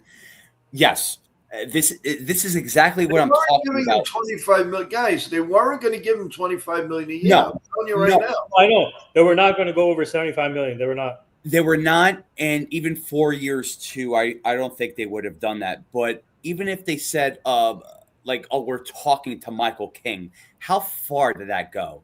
And how far did the beat writers like Passon or whoever? How far did they sort of like string it along? So we don't know. Well, let me ask you this, Joe and Chef Nick. Yeah. If the Yankees did offer it and offer a contract, and if the offer was, I'll give you an example, 3 years, $65 million. Do you think he will take that, or go, or would he? Would it be? Say again. 3 years. So if the Yankees offer, for example, I'll give you an example. If the Yankees did offer a contract, and if the offer was 3 years, $65 million, it was kind of closer to the Padres offer. Do you think he'd still go be a Padre? Yes. I don't. Yeah. I just don't think the Yankees had their heart in it. I think they wanted to move on. They were afraid with his injuries, his past injuries, and that's it. T-Road saying Ober said very close to signing with the Dodgers. Who? He's agreed to play. Wait, who? Has agreed to play for the Dodgers. He's agreed to play second base. Wow, we're getting late night news here. Is that true? I don't know. Where you This is seeing that? nuts. This is Where you nuts. seeing this, T-Road? Hold on. Yeah, T-Road. Yeah, let us know. T-Road usually is, on the money. He's not going to. Oh man, This What is doesn't. happening? The thing is with the Michael King signing, it doesn't make sense. It's like I mean, that's why I want to know like what the Yankees offered him, even the Red Sox, the Mets, if they were in play, even the Orioles too. I want to know what they offered him if they did, because like it's the he's in Connecticut right now, so now he's signed with across the country, across the states. So I it's very confusing. I don't know. Like I didn't expect that. So there has to be something. I don't know. Like why wouldn't he? If So he's not going to sign close, if he was going to go to the Padres all along, why not do it sooner? yes, That's exactly. another thing. They're wasting everybody's time. Yeah, that doesn't make sense. It does. Well, you can blame the agent for that one. I mean, you Hey, can't who's his You know, agent? Scott Boras? Joe, is it Scott Boras? No, right? I don't know. I I don't don't know think his agent. no. See this. Hold on. Wow. Seattle decided to score. Wait, who? Whatever. Seattle decided to score against the Rams, 30-30 now. Oh, Football. But yeah, let me look up Michael King's agent. Hold on. Yeah, that's just very weird because it's like, Oh, yeah. his agents. Okay, I know his management team actually. It's through Excel Sports Management. Excel. Oh, so they're collective. It's a big company. They do. So I'm doing an event with Jackson Dart on Monday. That's Okay. his management team also. Oh, okay. So it's like Excel. a collective. It's through- Yeah. All right. He's at football, baseball, and they do multiple. Yep. I just find that weird. I don't know.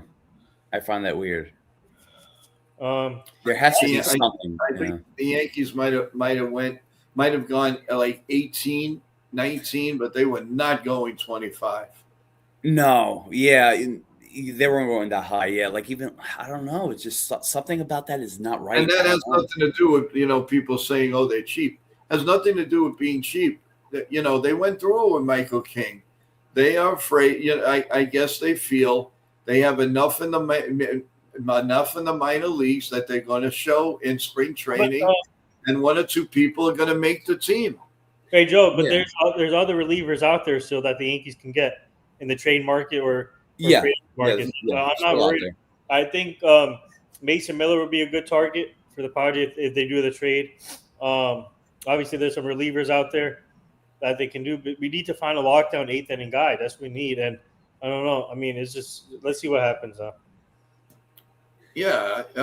Again, I don't get it. I really don't get it. Yeah, it just doesn't make sense. I'm thinking like even if let's just say I mean, they're an East Coast couple. That's what I don't get. Yeah, it was. He wasn't going to turn down $25 million a year, guys.